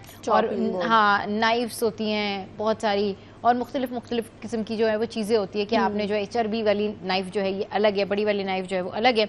तो पूरा एक जो है ना ये एक पूरा सेट होता है किचन का, एक कहाँ सिस्टम होता है जिसमें आपने जो है वो चीज़ें करनी होती है। फिर कुछ लोगों के घर में इटसेल्फ, अब तो खैर बहुत सारे लोग जो है वो यही करते कि गोश्त लिया और उन्होंने बाहर दे दिया और वो बनवा लिया, बट कुछ लोग क्या करते हैं कि प्रॉपर कीमा वीमा जो है ना वो भी वो जब कसाई बैठा होता है तो वो साथ के साथ उससे कीमा भी बनवा रहे होते हैं या बहुत सारी चीज़ें इस तरह कर रहे होते हैं। तो आपके ख्याल में साथ के साथ में ये सारी चीज़ें कर लेनी चाहिए या फिर 1 बाय 1 करके जैसे जैसे आपने डिश बनानी है वैसे वैसे, मतलब आपने चापे बनवानी है तो आप वैसा गोश्त बनवाएंगे, आपने अगर कीमा बनवाना है तो आप वैसा गोश्त लेंगे, अगर आपने बोटियाँ बनवानी है तो आप वैसा गोश्त लेंगे, अगर आपने जो है वो कोई उसी के अंदर अगर आपने वो एक वो है ना एक चटपट किस्म के जो है वो बोटी होती है वो भी होती है जिसके अंदर थोड़े से छोटे छोटे आपने पीसेस काटे होते हैं मीट के। चले जी, हाँ बिल्कुल, क्या ग्रिल जो होती है, ग्रिल टाइप की आई गेस, हाँ वो मेरे जहन में जैसी नाम याद आता है ना तो मैं बताती हूँ। लेकिन शो में यह वक्त तो एक ब्रेक के बाद जब वापस आएंगे तो फिर मैं ज़रूर सबीन से पूछूंगी कि ये जो चटपट बोटी होती है ये कौन सी होती है। हमारे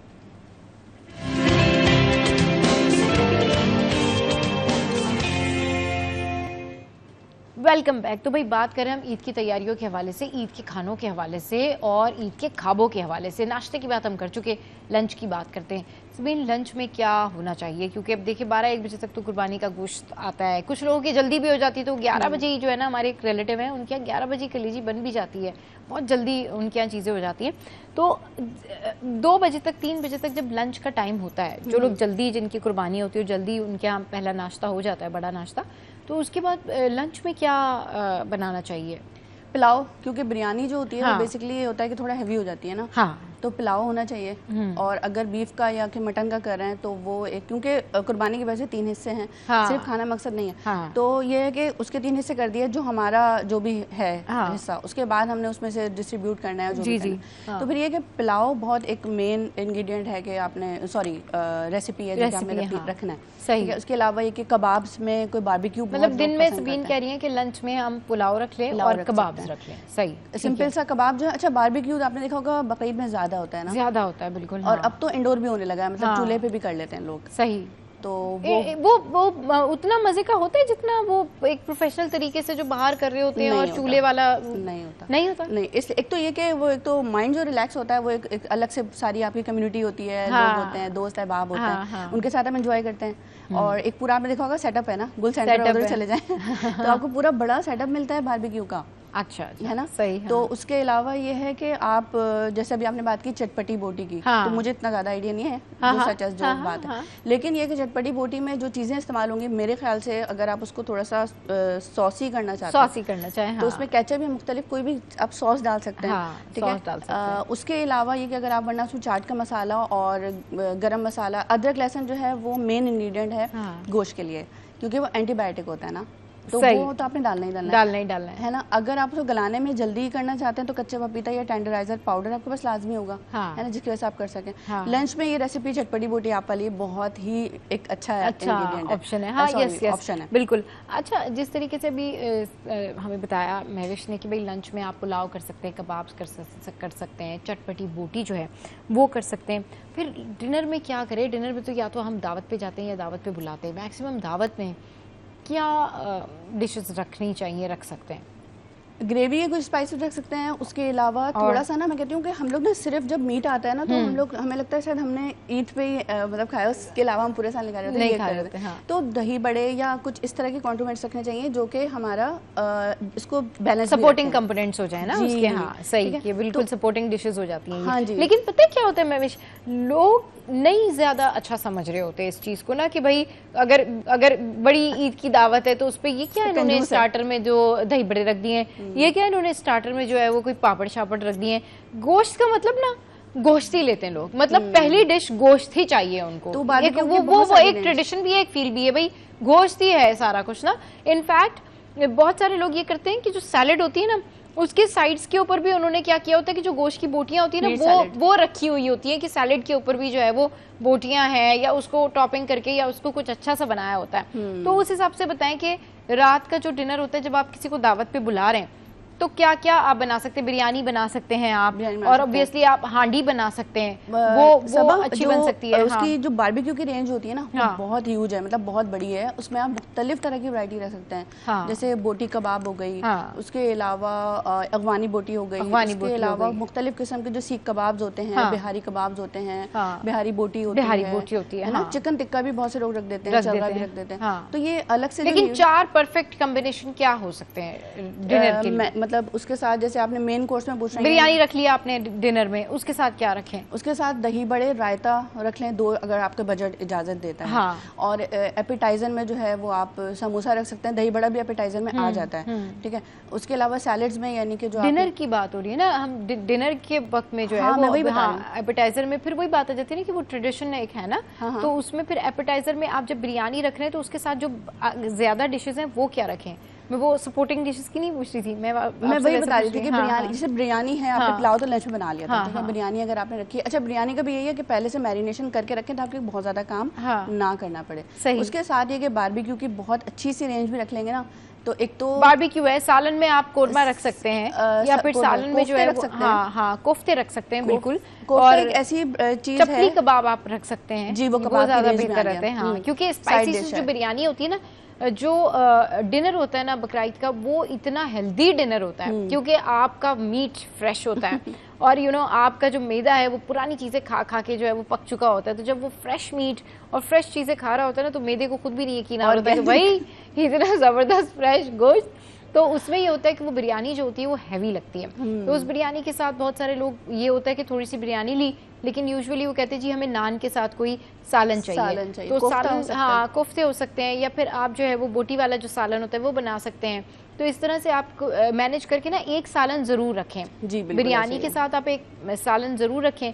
फिर उसके साथ जब आप सालन रख लें तो आप ये देख लें कि सैलेड है या बाकी चीज़ें क्या है। फिर उसमें अगर आपने एक्स्ट्रा सपोर्टिंग डिश रखनी है तो कोई चपली कबाब आपने रख दिया, या नॉर्मल आपने जो है कोई बोटी बना के रख दी, या फिर आपने जो है वो कुछ भी नहीं किया, वो जो मसाले वाली बोटी होती है अच्छा वो बना के रख ली हरे धनिया वाली जो है ना उसके टॉपिंग के साथ और चटनी के साथ, तो ये बड़ा कॉम्प्लीमेंट करता है। लेकिन आप देखिएगा रेस्टोरेंट में आजकल आप जाएंगे ना, आजकल जो थोड़ा सा उसको एनहांस किया है तो कबाब्स के साथ सॉसेज, जब कॉन्टिनेंटल रेसिपीज हम खा रहे हैं तो वो सॉसेज अलग होती है ना, तो वो उसको थोड़ा सा उन्होंने फ्यूजन किया है, मतलब ये कि मिक्स कर दिया।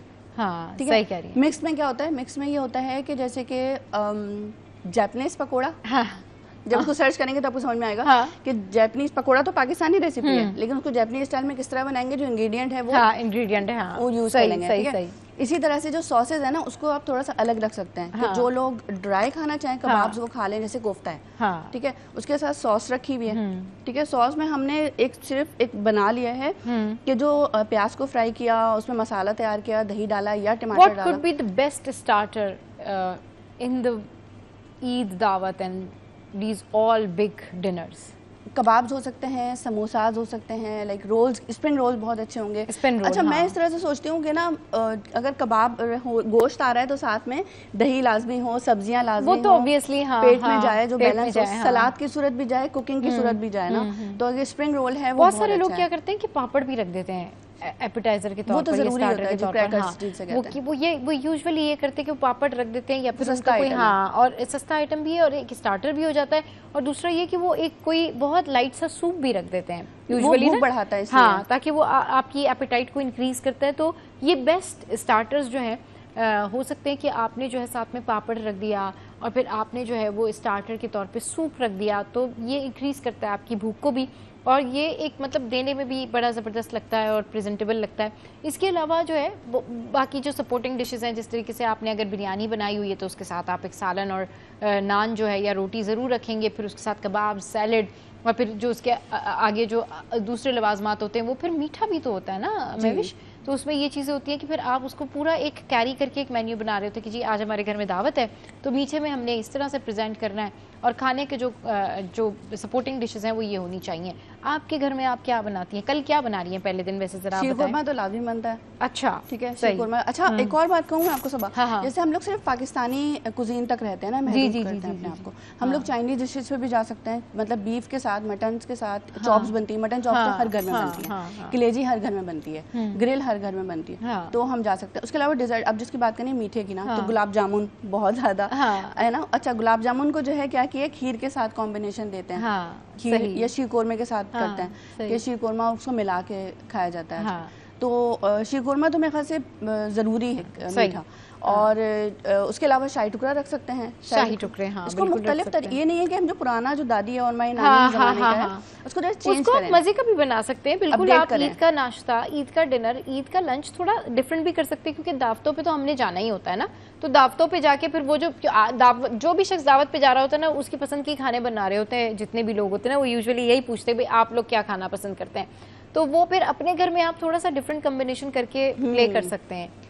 उसके अलावा कस्टर्ड रख सकते हैं। अच्छा, एक कोई जैसे कि आप रेस्टोरेंट में अगर जाते हैं ना तो उन्होंने उनके पास स्पेसिफिक बॉक्सेस होते हैं, जैसे क्रीम है, ठीक है, उसके बाद उसको वो मिला जुला के जो है वो कोई एक डिश बना देते हैं, उन्होंने मुख्तलिफ उसके टाइप्स रखी हुई है, जैसे कि कस्टर्ड है, अगर आइसक्रीम, मैंगो आइसक्रीम बनाना चाहें तो आप बना सकते हैं, उसको विप किया आपने फौरन से, सही, तो ये मैंगो आइसक्रीम बन सकती है, आजकल मैंगो है, हाँ बिल्कुल मैंगो है, मैंगो आइसक्रीम बन सकती है, और मैंगो के हवाले से काफ़ी सारी ऐसी डिशेज हैं जो कि आप बना सकते हैं, उसके अंदर आप उसको जो है वो कस्टर्ड के अंदर मिक्स करके जो है वो बना सकते हैं। चलिए जी, बहुत शुक्रिया महविश हमारे शो पे आई, और आज हमने डिस्कशन की कि जी ईद की जो तैयारियां हैं वो कैसी करनी चाहिए। तो ईद की तैयारियां जो हैं आप अपनी मर्जी के मुताबिक करें, खुशी के मुताबिक करें, इस्तिताअत के मुताबिक करें, लेकिन इन तीनों दिनों में और पूरे साल ही इस बात का ख्याल रखें कि आपकी ज़बान और हाथ से कोई हर्ट ना हो, आपके ख्यालात से कोई हर्ट ना हो, किसी के लिए आप ऐसी कोई बुरी बात ना सोचें जिससे कोई हर्ट हो। तो जनाब खुश रहिए, अपनी सराउंडिंग में सबका ख्याल रखिए और सबको खुश रखिए, अपने घर वालों का, वालिदैन का, बहन भाइयों का,